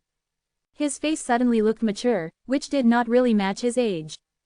Of course, Zen was naturally shocked. But Zelda just said that even the most powerful wild gods can't do anything about it. Obviously they can't do anything. It's still impossible for them to break free from the cursed chain no matter how strong they are, Luther said and shook his head. But our race made these cursed chains. Your race? Zen asked incredulously. Zelda nodded and explained, in this world, we're more powerful than all the other races. Only a very few people know our existence, and they call us the Warden race. Generally speaking, the chaos was an extremely vast world. No one knew how exactly big it was. The chaos ancient god, however, had turned its entirety into a huge prison. All those people the chaos ancient god had cursed were exiled there, and they could never leave the place forever. In fact, ending up in such a prison was considered death penalty. No matter how powerful the living creatures were, they wouldn't be able to resist the light of adjudication. Both the powerful warriors at the other shore realm and the wild gods that were born and raised there would perish under the purification of the light of adjudication. Such a thing had happened countless times ever since. It was the final resting place for numerous powerful living creatures that had died. Of course, the Warden race was excluded. They were different from the other races since they were born to manage the prison. They had performed their duties well for a long time and they had never missed even one living creature. 1,000 years marked a cycle of reincarnation. The cycle began when those living creatures the Chaos Ancient God had exiled came to the chaos and lived for 1,000 years before they died. Then, another cycle began. It's said that an accident happened 80 billion years ago, said Zelda. The Warden race had existed for a very long time, but Luther and Zelda were still young. Thus, their knowledge of those things came from what they had heard. What accident? Zen asked. A Chaos Ancient God had died. Zen had heard his mother mention the Chaos Ancient God before, but he couldn't actually imagine what it was. She, however, had also said that even the people in the source world looked up to the Chaos Ancient God. Therefore, how could such a being die? On the other hand, 80 billion years was too long and legends changed as they were passed down. He couldn't believe that it was true. It's true. Luther broke into a grin and exclaimed, his dead body is lying over there. He then pointed towards the horizon. The space in the distance was littered with many huge bone towers. Despite the remoteness, Zen saw those huge things clearly. After all, the height of a bone tower was comparable to that of the divine land. You mean those bone towers are the bones of that Chaos Ancient God? Zen asked in surprise. Yes. There's nothing that can resist the light of adjudication because it is created by a Chaos Ancient God, but the skeleton of that Chaos Ancient God is not afraid of it, Zelda explained. Zen couldn't believe what he just heard. The prison's physical conditions did not change at all even when the huge dead body just came down. After a few cycles of reincarnation however, some living creatures had discovered its use. Those exiles were very clever. They hid in the dead body to avoid the purification of the light of adjudication for numerous cycles of reincarnation and then eventually developed. As more and more exiles came, the prison gradually became prosperous. At the beginning, the exiles were all united and did not have any conflicts. After all, survival in the prison was more important than anything else. All was well until the dead Chaos Ancient God's skeleton had begun to decompose with the passage of time, and the life energy contained within the skeleton had also flowed away. Only his bones that towered into the clouds were left behind, which were now the bone towers. After that, the exiles constantly moved from place to place like nomads, but in the end, they could only hide inside the bone towers. As time passed by, the living creatures in the chaos increased in number. In addition, the strong warriors became incomparably powerful because they took advantage of the wild bones. They began to fight for the bone towers because only the bone towers could protect their lives. Consequently, the wars broke out among the clans as well because they wanted to occupy the bone towers and seize the wild bones. The long fight lasted until today. Chapter 2134, The Free Faction. The great forces and clans in the bone towers did not consider such things as secrets. Yet, numerous pariahs in the immemorial wilderness, as well as the wild gods in the cities had no idea about it. It wasn't until now that Zen had realized a major problem. As you've said, the light of adjudication will purify the world every 1,000 years. How many years are left before the next purification of the light of adjudication? He asked. Zelda blinked and calmly said, there are still 3 years left. So that means, all the people outside of the bone towers will die if they don't make it inside the bone towers within 3 years. Yes, Zelda said and lowered her head. This is going to be troublesome. At that moment, Zen's lips stretched into a wry smile. The curse chain had bound him and he was now stuck in this world. He couldn't leave, let alone flee back to the divine land. He had to go inside a bone tower if he wanted to survive. If not even the powerful wild gods could resist the light of adjudication, then he most likely wouldn't escape from being purified as well. But how did you, members of the Warden race, end up here? he asked Zelda with a frown. The warden race, just as its name implied, was supposed to manage this huge prison. Both Zelda and her brother, however, were extremely weak. It simply didn't make sense. Because we chose to betray our race, she answered. Since the warden race had existed for a long time, they had a colorful history. The Chaos Ancient God had created them and they inherited the huge prison and managed it. Moreover, they had to ensure the smooth operation of the curse chain in the light of adjudication. All the races, with few exceptions, eventually doubted their own actions over the endless years. After all, the warden race managing the prison also meant that they were trapped inside it just like the exiles. The Chaos Ancient God had also realized this problem. From time to time, he used his strong will to order the warden race to do their duty. Under the will of the Chaos Ancient God, the warden race had to follow the order to guard the prison dutifully from generation to generation. 80 billion years ago, however, the Chaos Ancient God's will had disappeared after the corpse fell. Could it be that the owner of the corpse was the one who built the prison? Asked Zen. No, it's not like that. The elders of our warden race assumed that the dead Chaos Ancient God might be a rival of our master, and our master might have been seriously injured, so he has no time to use his will, Zelda explained. Still, it didn't matter if that was true or false. Since the will of the Chaos Ancient God disappeared, the people of the warden race had expressed different opinions. Eventually, they split into two factions, the conservative faction and the free faction. The conservative faction still followed the will of the Chaos Ancient God and continued to run the prison. The free faction, however, was tired of such endless days of duty and hoped to leave. The conservative faction accused the free faction of betraying the Chaos Ancient God, while the free faction vowed to find a way out of the prison. The two factions had secretly been in a fight for a long time and had exhausted almost all ways to beat the other. Did the members of the free faction lose everything in the end? Zen asked again. Yes, said Zelda as her eyes fell on Luther and a somber smile danced across her face. We're the last members of the free faction. I'm afraid we'll no longer exist in 3 years, she added. The warden race had always lived in a special place where they could avoid the purification of the light of adjudication. Once they left that place, the light of adjudication would purify them and they would die, just like the other races. Zen couldn't help but sigh at Zelda's words. He didn't expect that she and her brother would have come from such a background. He thought for a moment and then said, wait. Since you're planning to leave this world, why don't you ask the powerful clans and forces in the Bone Towers for help? It was already established that the Free Faction's goal was to leave the prison. Meanwhile, the masters of the powerful forces and clans in the Bone Towers were also exiled in the same place. They, too, wanted to escape from the prison. If they both joined forces, then they would have no reason to lose to the conservative faction. Although we want to leave this prison, we don't want to conspire with those exiles. It is the legacy of the elders of our faction, Zelda said determinedly. The people of the warden race were the guards who were responsible for watching over the prison. The exiles were the prisoners. Even if the guards wanted to escape from the prison, they wouldn't cooperate with the prisoners. In fact, Zen could understand the Free Faction's reasons. Our elders regretted in the last moment, but it was too late, Zelda said. Her mood suddenly turned sour and her eyes were filled with resentment as she continued, the Free Faction was almost annihilated. I escaped first, and then Luther also got away. After they escaped, they hid themselves in the Iron Tribe. Aren't you going to join those exiles? Zen asked. Of course I am, Zelda said, and she burned with strong hatred. For me, it doesn't matter anymore whether I can leave this place or not.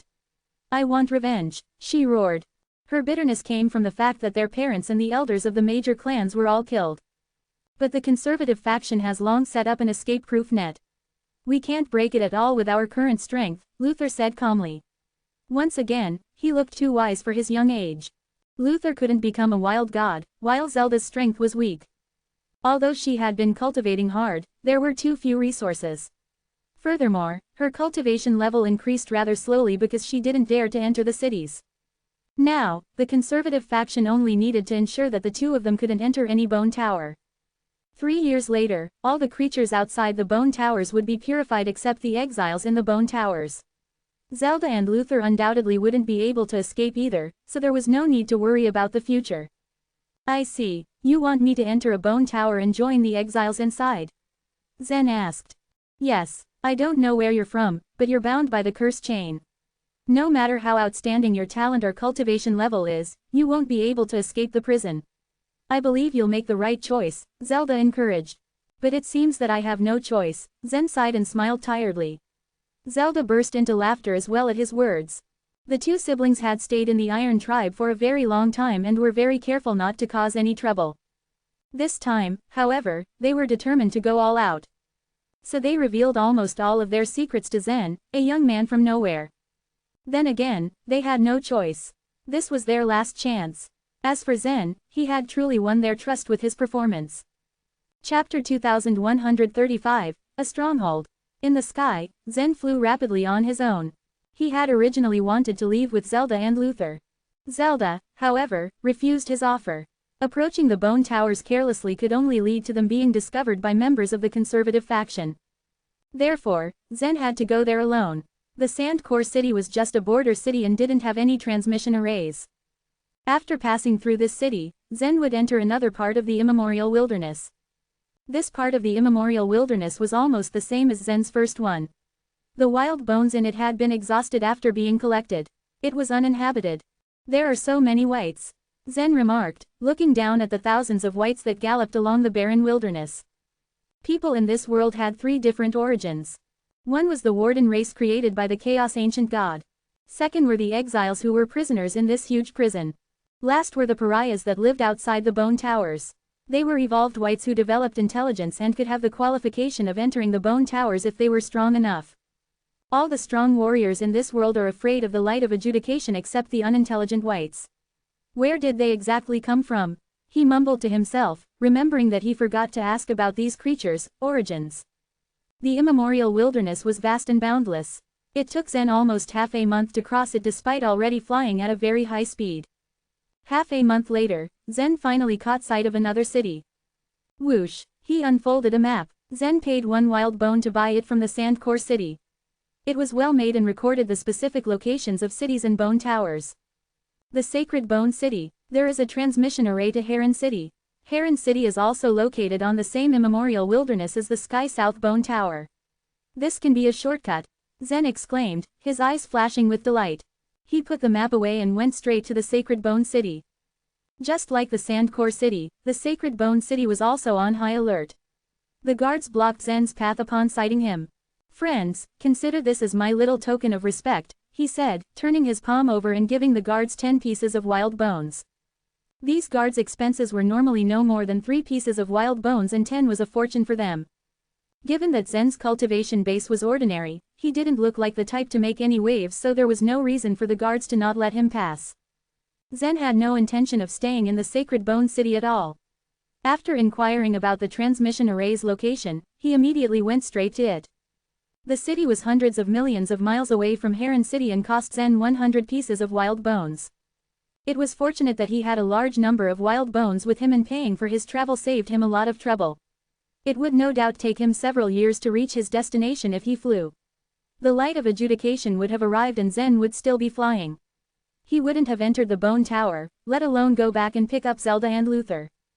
Since the transmission distance was quite far, it took him 3 days to travel through the transmission channel. 3 days later, a prosperous city appeared before Zen. As per his expectations, he figured that all cities in this world were bleak and primitive. Other than the creatures living in the bone towers, the people here could only live for 1,000 years, which wasn't enough time to fully develop their cities. However, Heron City was different. This city was very close to the bone towers. Since the creatures in the bone towers avoided the light of adjudication, they could return to Heron City, which meant that the light did not affect the process of the city's development. The Divine Land, Zen mumbled, raising his head to see the huge Divine Land hanging in the air. The huge bone towers also felt closer now, as if they were only several miles away. The towers stood quite high, almost the same as the length of the Divine Land. It would take countless years to climb to the top due to their sheer size. What are you doing? Don't block the way, someone urged from behind him. Zen spared him an indifferent glance before quickly leaving. He wandered around the city, inquiring here and there for some information.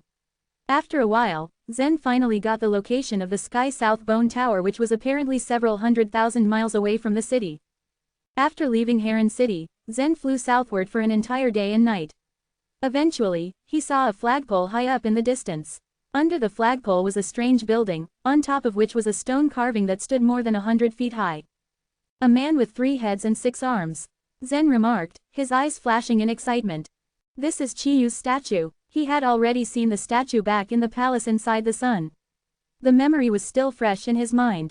Zen was already aware of the dangers in this part of the immemorial wilderness. It was a place of abundant resources, but it also served as a battlefield between the 9 Li race and the Yellow Emperor race, which made it extremely dangerous. This should be a stronghold of the 9 Li race. Zen murmured, feeling a familiar comfort at seeing Chiyu's statue again. He landed at the building's gate with no hesitation. However, the gates seemed to be closed shut. People were gathered by the gates, some even leaned against the wall smugly. There was a hint of mockery in their eyes as they saw Zen and found out his cultivation level. They are all very powerful. Zen muttered to himself, looking at these people up and down. They are much more powerful than the 4 wild gods I fought in the immemorial wilderness. They also seem experienced and are absolutely resolute in killing. Zen waited with them in front of the gate. Eventually, he couldn't help but turn to ask the man closest to him. Why is the gate locked? The man had a narrow and long scar on his face. His mouth curled up at Zen's words. What a foolish question. The gate hasn't been opened, so it's locked. You just have to wait here. Why do I have to wait here? Zen asked. Another foolish question. Aren't you here to enter the immemorial wilderness? How can you get in there without the 9 Li members' lead? The man replied impatiently. The man might have been very rude to him, but Zen tried his best to be patient. Isn't everyone with an admission token allowed to enter? Oh my goodness, what an ignorant boy, he knows nothing at all. The people around him burst out laughing. The man with the scar, however, looked curious. How did you get the admission token? You know nothing at all. How did you have the guts to come here? I bought it in an auction, he answered. The people around him laughed even harder. So there really is someone who bought an admission token from an auction. How many wild bones did you spend? The scarred man asked with a smile. What do you mean? Zen asked. You can get as many admission tokens here as you like. I'm only afraid that you won't live to use it. The man announced with a booming laugh. Chapter 2136, Grouping. What? We can get as many admission tokens as we want? Zen asked in shock. He spent 5,000 wild bones in order to get his admission token, but it seemed he could have as many as he wanted for free here. The rule was revised last month, though admission tokens were already very cheap before then, a woman with a ponytail informed him. The immemorial wilderness beneath the Sky South Bone Tower was very prosperous. Outlaws would willingly go inside, risking their necks just to collect wild bones. If they were able to come back alive, they were certain to have a great deal of wild bones with them. After handing over a certain amount to the 9 Li race, they would still have a lot left for themselves. Only with enough wild bones could one make rapid progress with their cultivation base. However, things changed ever since the violent fight that transpired between the 9 Li race and the Yellow Emperor race.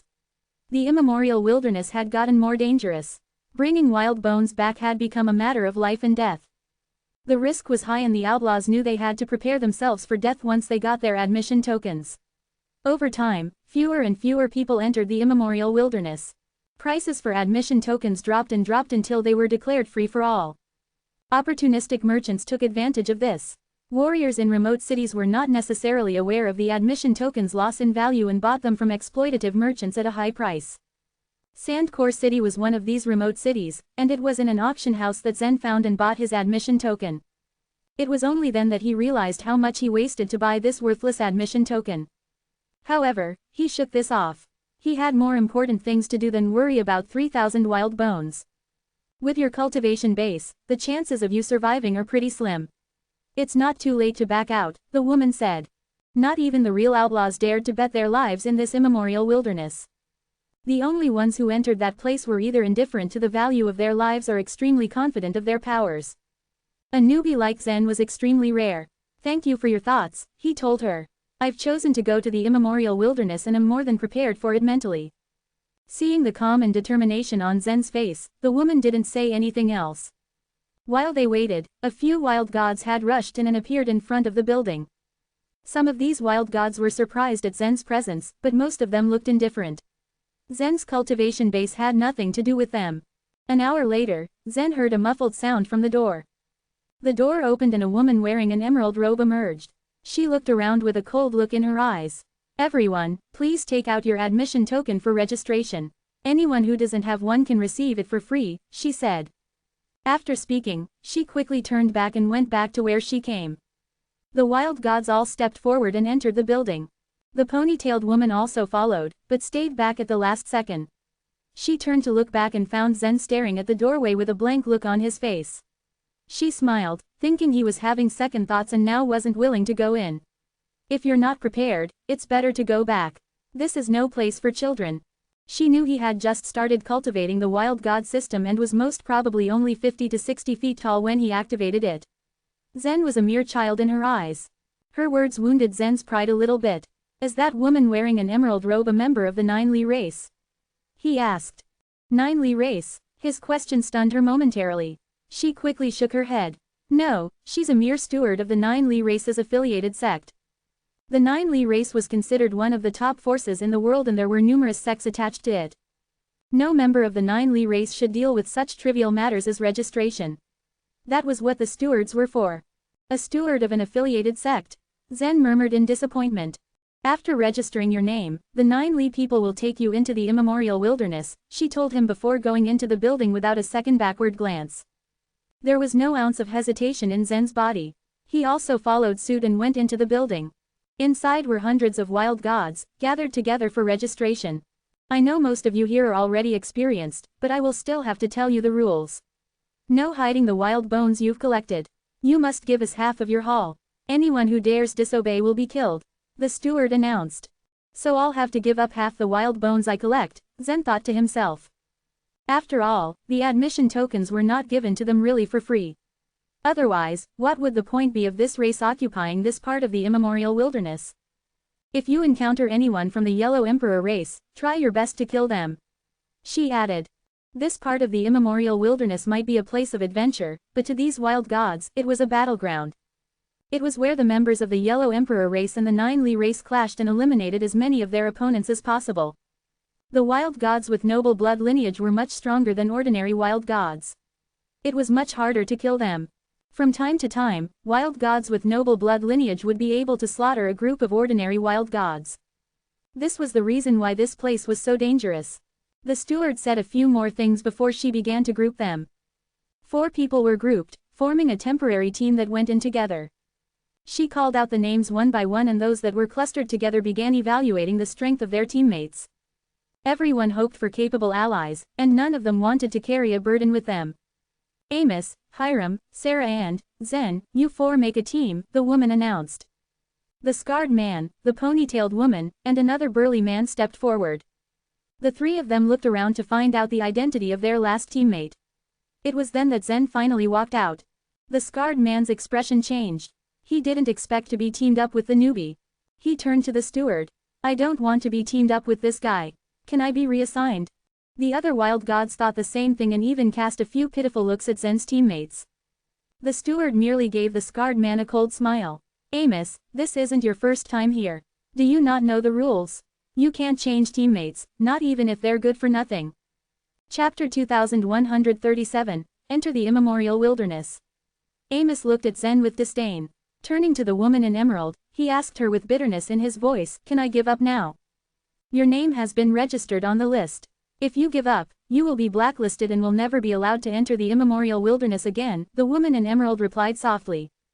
Hearing this, Amos felt his heart sink in desolation. Sarah, the young lady with a ponytail, and the man with an almost military composure, Hiram, also looked on with downcast faces. This was a matter of life and death. Who would dare to joke about it? However, regret was a pointless emotion. All they could do was try to make the best of the current situation. Yet, Amos was still unwilling to give up. He turned to Zen, staring at him with a vicious expression. Man, I am giving you a chance to get away with your life. Now, get out of here. If Zen quit, there would be someone else to take his place. However, if he left, he would be blacklisted and denied the admission token of the Ninely race, and he would be forever barred from the immemorial wilderness.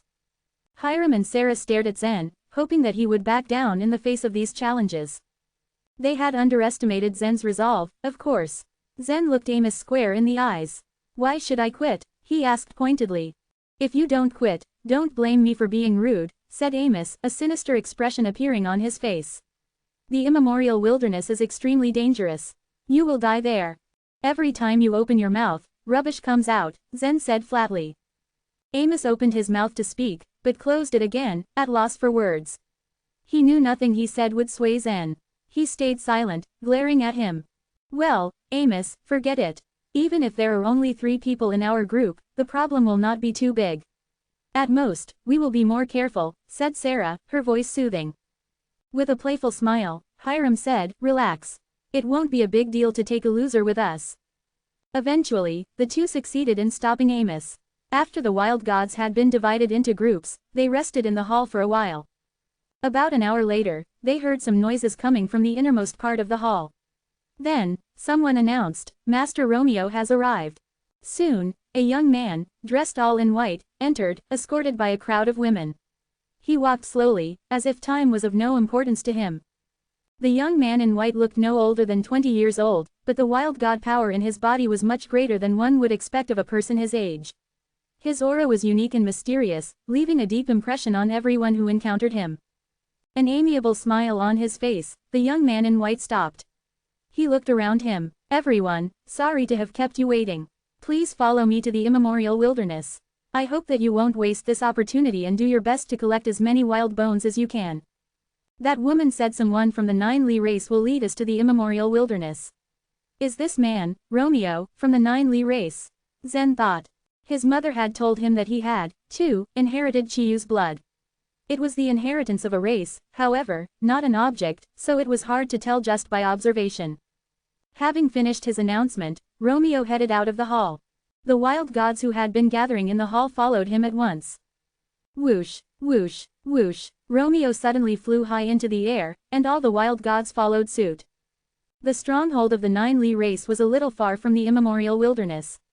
After they had been flying through the air for about an hour, piles of broken bones came into Zen's vision. He knew what that meant. We are very close to the immemorial wilderness, he thought. Squinting far into the distance, he saw a semicircle of silver light on the ground in front of him. The silver light curtain extended for tens of thousands of miles until it reached the end of his line of sight, seemingly covering the entire immemorial wilderness. Romeo led the way, and soon he arrived in front of the light curtain. He took out a unique-looking disc, and gently flung it at the curtain like a frisbee. When it touched the silver light curtain, a crack appeared on the surface, as if it were made of glass. It seems that all the powerful forces in this world have used this method to build barriers against outsiders trying to gain access to the immemorial wilderness without permission. Romeo went into the immemorial wilderness first, and the others followed after him. After everyone had entered, Romeo collected the disc and said politely, "Now you can begin. I'll leave first." The members of the 9 Li race and the Yellow Emperor race needed to train and mature learning about life and death. The immemorial wilderness was an excellent training place for them. As soon as he had finished speaking, Romeo turned into a streak of light and disappeared as the many wild gods looked on, star-struck. Well, I must say that Romeo is quite impressive. It's his birthright, he was born into the 9 Li race. Those who are not born into the 9 Li race cannot access that power. Even if we managed to find a wild bone with the blood of Chiyu, we would still be unable to absorb the wild god power it contains. Let's not mention the blood of Chiyu. Just give me a random kind of blood. No way, the blood was determined by destiny. Ordinary people could not absorb the wild god power from the blood wild bone even if they had one. Zen, for instance, had dug out a wild bone of the spirit wolf god, but he was unable to absorb the wild god power from it. After Romeo had left, the wild gods started to have discussions. It was not their first time entering this place. Some of the experienced wild gods knew the terrain well, aware of what spots were safer and where to find more wild bones. While they were discussing, Amos, Hiram and Sarah continued to ignore Zen. After they had finished, however, Amos finally decided to spare him a glance. "Man, although we don't want to take you with us, since we are here now, you'd better be smart," he said sheepishly. "Let me take you to a good place." As the wild gods left, one group after another, the 4 that made up Zen's group flew in their decided direction. As he flew, Zen silently employed the power of his spiritual sense and sent it into the ground below him. The moment his spiritual sense reached the ground, his eyes flashed. He finally understood why these people were willing to risk their lives to enter the immemorial wilderness. Having entered the immemorial wilderness himself, he sensed that hundreds of wild bones were hidden underneath the surface of the soil. No wonder the immemorial wilderness of the Iron Tribe had been abandoned. Compared to this place, it was barren. Now, Zen wanted to act on his own. Even if he picked up only the wild bones lying along the border, he would still manage to get a substantial number of them. "There's no hurry. The deeper we go, the more wild bones there will be," said a voice in his head. Zen calmed down and continued to fly, following his group members. After about 8 miles of flight, Zen used his spiritual sense once again, this time to check if there were more wild bones under the ground. It made his heart ache to see so many go to waste. Right here, whoosh, Amos abruptly stopped flying, froze in the air and then descended. After the 4 of them had landed, Amos looked around and said, "Let's look for the wild bones separately. But listen, don't go too far. This is a treasure land. It is relatively safe, and the wild bones are abundant. I've found plenty of wild bones here when I came before." With these words, he cast a sidelong glance at Zen and rolled his eyes. "If you are afraid of death, stay here and don't cause any trouble." Chapter 2138, Different Methods. After giving Zen a warning, Amos started looking for wild bones. Sarah and Hiram followed suit. These people all had different methods when it came to searching for wild bones. While Sarah held a small, round mirror in her hand, there was a slight fluctuation of wild god power from it. Through the object, she could identify the general direction of the wild bones. But the precision of such a method was undoubtedly low. Even if she managed to determine the position, it took a long time to find the actual bone. In contrast, Hiram's method was much more violent. He pulled out his 1,000-foot-long rake from his space ring and activated the wild god power in his body. Then he turned into a 1,000-foot-tall giant. Wielding the rake, he pressed it into the ground and continued turning over the bones in the soil. Deep furrows appeared on the plowed ground, the rake struck the bones and they were attached to it. It was quite an efficient way to look for wild bones. Meanwhile, Sarah and Amos gazed at Hiram's 1,000-foot-long rake with admiration. He belonged to a large sect under the command of the 9 Li race. His rake was not something any ordinary wild god could possess. Since the other 3 had already started, Zen couldn't just sit by idly. Compared to the other warriors' skills, his only reliance was his spiritual sense. The others were not on the same level as Zen in terms of using spiritual sense. After choosing an area, Zen, standing above the heap of bones, bowed his head and unfocused his eyes as an invisible spiritual sense spread from his figure. He could then spot every piece of bone within a dozen miles. He saw their shapes, sizes, and properties. It's. Zen's pupils contracted as he came upon a pleasant surprise. He had already observed the place when he flew into the air. The immemorial wilderness was indeed rich with wild bones. But he wasn't expecting them to be abundant in the area Amos chose, beyond his imagination. Using his spiritual sense, he found that over 1,000 wild bones were there, and within the depths of the ground, there was one over 10 feet long. Having come to the wilderness many times already, Amos and the others were rather experienced. They knew where they could gain many wild bones safely. Whoosh! Zen's figure flashed by as he extended a hand towards the ground. An invisible force drilled into the ground along the cracks of the bones, including the wild bones. Then, he lifted his hand. Splash! Dozens of wild bones shot towards his right hand and Zen merely pulled them all up. Turning his right hand, he activated the space ring so the bones could go straight into it smoothly. Both Sarah and Hiram often relied on their luck to dig out the wild bones. Zen's method was incomparably more precise and efficient. In less than 5 minutes, Zen had dug up almost all the wild bones in the area. At last, he stopped at an open space. The 10-foot-long wild bone is buried 10,000 feet underground. If I want to dig it out, it'll cause a lot of noise and draw attention to myself. Zen was looking quietly at Sarah, Hiram and Amos who were standing far away from him. An invisible force suddenly formed a high-speed spinning spiral and started drilling down. Crack, crack, crack. The high-speed spiral of the strength source instantly threw numerous bones into the air. And in the blink of an eye, Zen had created a huge pit. The loud noise immediately drew the others' attention. Sarah shook her ponytail in surprise. With a smile, Hiram focused on his own work and kept waving his long rake. What is that guy doing? From nearby, Amos pulled a long face as he walked towards Zen. On his shoulder was a small squirrel observing its surroundings. It was rather lovely, with golden hair and a talent for being very sensitive to the wild god power. Many people who looked for the wild bones tamed the squirrel and brought it along with them like Amos, who relied on the little creature to sniff out wild bones. Splash! More and more bones of all shapes and sizes were pushed from the pit and piled around it. In less than 3 minutes, the pit had reached 80 feet deep. It's almost done. Zen stood at the very bottom of the pit and spread out his hands. His strength source entered over 2,000 feet underground and quietly turned into an invisible ring of power, tightly clinging to the 10-foot-long wild bone. Rise. Dragging along the huge wild bone, Zen ascended slowly. Numerous bones were pressed on the large one and it took Zen quite a lot of effort just to pull it up. At this moment, Amos stood at the edge of the pit and looked down. He was utterly dissatisfied about Zen making such a big move.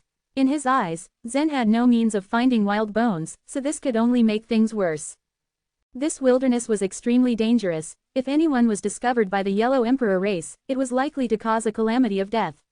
He intended to warn Zen thoroughly about not messing around. But confusion struck him when he looked down. Zen seemed to be struggling to drag something up. The huge bones at the bottom of the pit were also pushed aside, as though an enormous monster was about to emerge. What is going on? Amos muttered, staring into the pit. Soon, he realized what was going on. A huge bone peeked out from the bottom of the pit. Zen was pulling it up himself. The larger the bone was, the more powerful its wild god power was. As soon as Amos got a glimpse of it, he felt a great wild god power immediately. This is a wild bone, about 10 feet long. Amos's eyes gleamed with shock. How is that possible? How did he find one? In the immemorial wilderness, the bones first found were generally on the Earth's surface. Some of them were huge and some were over 10,000, or even 100,000 feet long. But the huge wild bones had long been occupied by the powerful warriors of the bone towers. It was difficult for ordinary wild gods to search for any of them. There were always some sort of huge wild bones hidden deep underground, waiting to be taken away. It was difficult for ordinary wild gods to find such bones with ordinary methods. Both Amos's squirrel and Sarah's bronze mirror failed to sense anything that deep underground. It was also impossible for Hiram to plow the entire immemorial wilderness thoroughly enough with his rake. The wild bone was about 10 feet long. It was equal to nearly 3,000 wild bones. At the thought, greed filled Amos's eyes. Chapter 2139, Trouble Caused by Greed. In Amos's eyes, it didn't matter how Zen found the wild bone, all that mattered was Zen was the one person he could bully at will. Zen pulled out the wild bone, activating the space ring in his hand. Then, the huge wild bone entered the Sumeru space. Raising his head and throwing Amos a glance at the edge of the crater, Zen flew up from the bottom. You're a lucky man, Amos said as he stared back. Zen smiled faintly in return. It's truly luck. The latter's expression made Amos frown. Was Zen merely pretending to be calm or was he merely not as simple as he first seemed? Amos was a cruel man and after coming to the immemorial wilderness so often, he had already seen many people who would pretend to be fragile. But Zen wasn't hiding his cultivation, he was indeed a newly formed wild god without any particularly strong strength for support. To that thought, a ferocious expression surfaced on Amos's face. It's not about luck. I brought you here. It only makes sense that I get a share of the wild bones you dig up, such as a rule I've made. A rule, you say? Zen looked at Sarah and Hiram who were standing far in the distance. Do you mean that you also have a share in their wild bones? That made Amos sneer. You're different from them. Cut the garbage. Now that I know you have a wild bone, you must give me a good share. Sarah and Hiram were about as strong as Amos, allowing them to refuse to share anything with him. Really? How many do you want? Zen raised his eyebrows mockingly. I'll have 90% and you'll have 10% of everything. You're far too weak to be using so many wild bones, anyway, they're wasted on you, Amos said, observing Zen's expression. He figured that a scared loser like Zen wouldn't dare to disobey him in spite of his courage. In fact, according to the 9 Li race's rule, they were prohibited from any internal killings, such an act would receive severe punishment. But the 4 were completely alone in the wilderness. Who else could have known if Sarah and Hiram kept silent? Too many people had already died there. They themselves were killed by the Yellow Emperor race and by their own companions. People murdered and were murdered every day, no one would investigate the truth seriously. Not bad, Zen replied with a smile. Well, you're rather sensible. Thinking that Zen had already agreed, Amos smiled wider. I mean, your dream isn't half bad. Zen shrugged, ready to leave without giving Amos another look. You're courting death, Amos shouted in his anger. It wasn't until this moment that he finally realized Zen had no intention of sharing the wild bones with him whatsoever. As soon as his voice fell, he rushed right at Zen without even activating the wild god power. The moment he got close enough to Zen's back, the latter turned around and with a shiny light flashing in his dark eyes, Amos stared right at Zen. Bang! An intense pain suddenly struck Amos's mind, as though he was hit by an enormous stone. He felt like he could faint right then and there. When he staggered back, a long sword appeared in Zen's grasp. Puff! He gasped as the sword cut through his neck. The blade of the shadow-bearing sword was extremely thin, and Zen had a great understanding of the human body's distribution of bones, blood, and veins in the neck. Although the sword pierced Amos's neck in a terrifying image, it did not cause substantial damage. Amos didn't even dare to move or speak at this moment and merely stood there like a puppet, staring at Zen wide-eyed. Never did he expect the man to be so fierce. Amos didn't dare to use the wild god power. If he grew bigger this instant, the sword would split his body into two. With the sword in his calm grasp, Zen wore an indifferent yet gentle smile on his face as he asked, "So who is really courting death here?" Swoosh, swoosh. Meanwhile, Sarah and Hiram rushed over to them. When they saw the scene, their eyes went wide with shock. No one was expecting Zen to take control of Amos with a single sword strike. The two were momentarily stunned at the thought. "What's wrong?" Sarah asked. "Zen, calm down. It's our destiny to be in the same group and take care of each other. The Nine Li race has made a rule to forbid us from killing each other." Hiram tried to smooth things over between Amos and Zen. "Rule?" Zen glanced up at the pair indifferently. "Does he follow that rule? He just made up a rule that I must give him 90% of all the wild bones I find. Do you think that's reasonable?" Hearing Zen's words, Sarah and Hiram looked at Amos in astonishment. A 10-90 deal? That was too greedy, even for him. Thinking that Zen was an easy target, he never thought the guy's counterattack would be so fierce. Zen had defeated him in a single sword strike. "Well, Zen, I was greedy, but you are broad-minded. Please forgive me. I know that there are many wild bones in several other places. Friendliness itself is a source of wealth. We must dig out more of them together." Because his life was clearly in Zen's hands, Amos tried to curry favor with the man. People like Amos and Hiram came from the bottom of society. They obtained what they wanted by fighting fiercely and held no principles. In the face of those who were stronger than them, they easily gave in and shifted attitudes. Zen smiled faintly as he stared at Amos. "No matter whether or not you mean what you say, if you dare to pick another fight with me, you will definitely die. I will not hesitate. If you don't believe me, you can always try provoking me, but this is your final chance. You'd better not act on impulse once I release you from this sword." As soon as his words faded away, Sarah's, Hiram's, and Amos's expressions shifted. Sarah and Hiram thought that Zen was only able to get Amos under his control because his attack came as a surprise. Even Amos thought the same.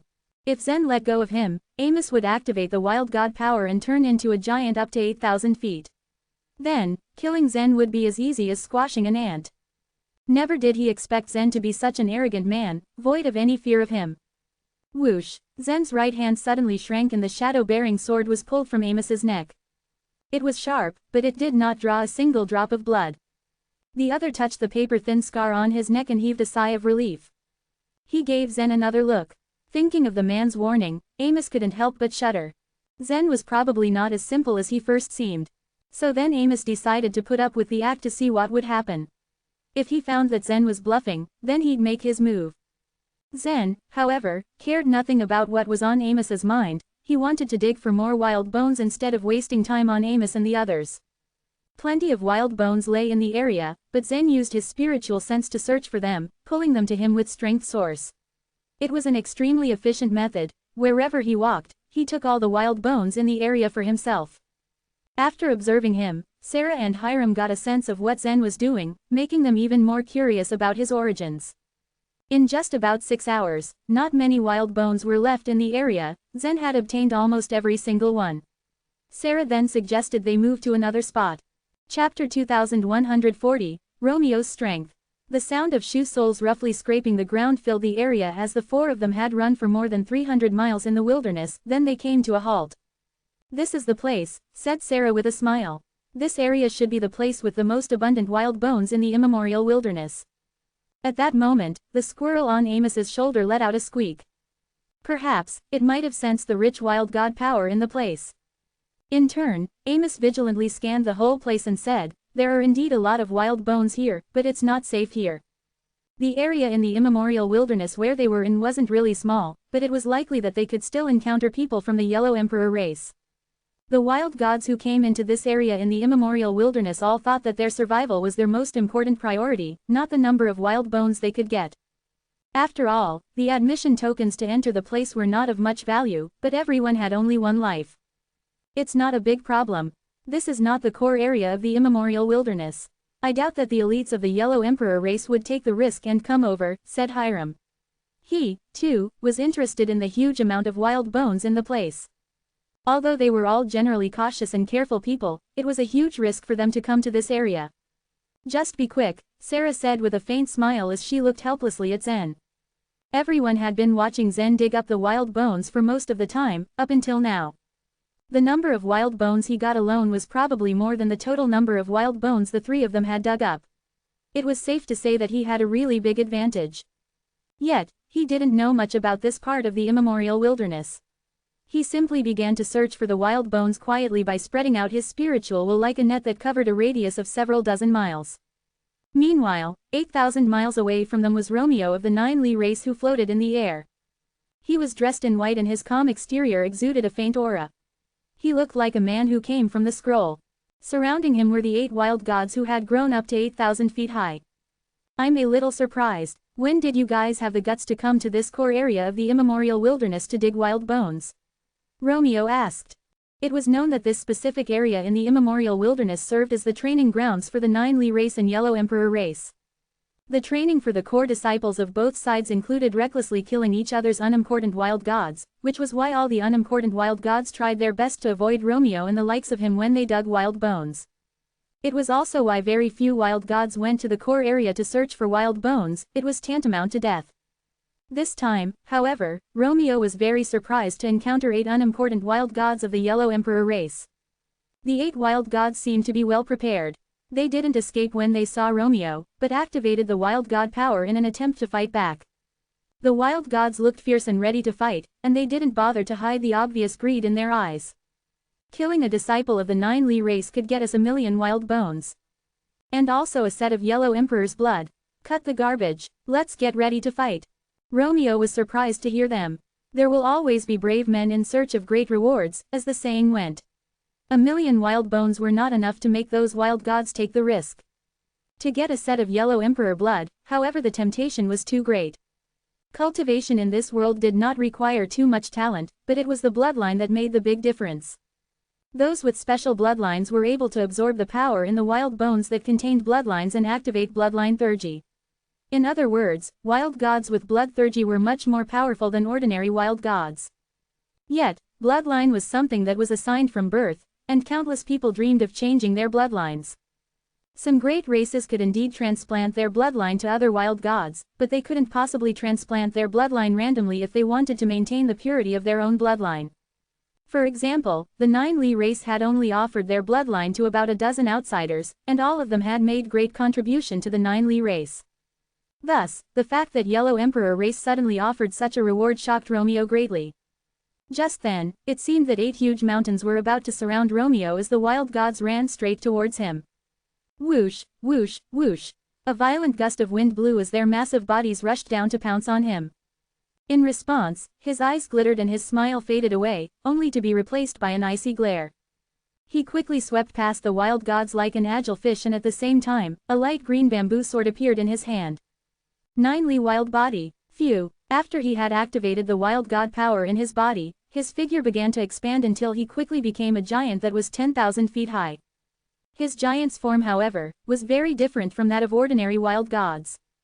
Another huge head appeared above Romeo's head. The new head was a duplicate of Romeo's head, but it looked ferocious and aggressive.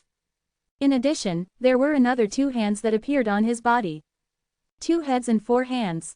It turned out to be the bloodline theurgy of the 9 race.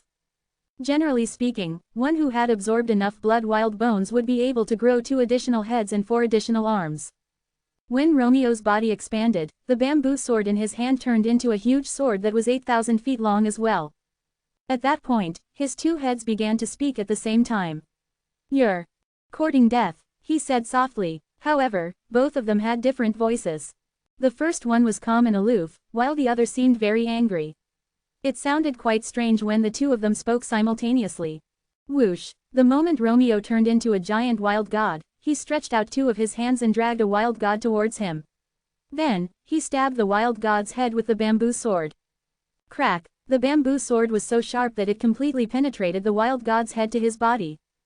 But Romeo didn't stop there, he turned around and punched 2 more wild gods. Then, he twisted his body, pulled out the bamboo sword, and slashed at them. Phew! The green sword light swept through the space of tens of thousands of feet all around and along the necks of 3 wild gods.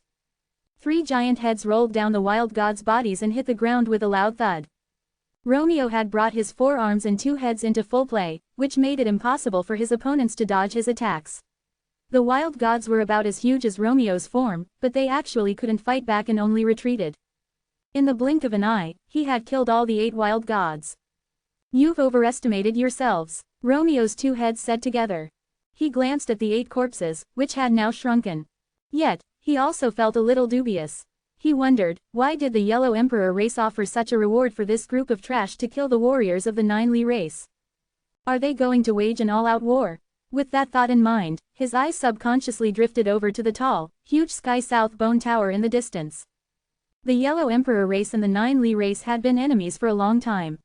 Romeo had heard from the elders of his race that even in the source world, the 2 races were like water and fire as they could not tolerate each other. Still, they lived in a world where they had to set aside their hatred in order to survive. The fight that happened in this area in the immemorial wilderness was all for the Sky South Bone Tower. He wondered, was the Yellow Emperor race prepared to seize the Sky South Bone Tower?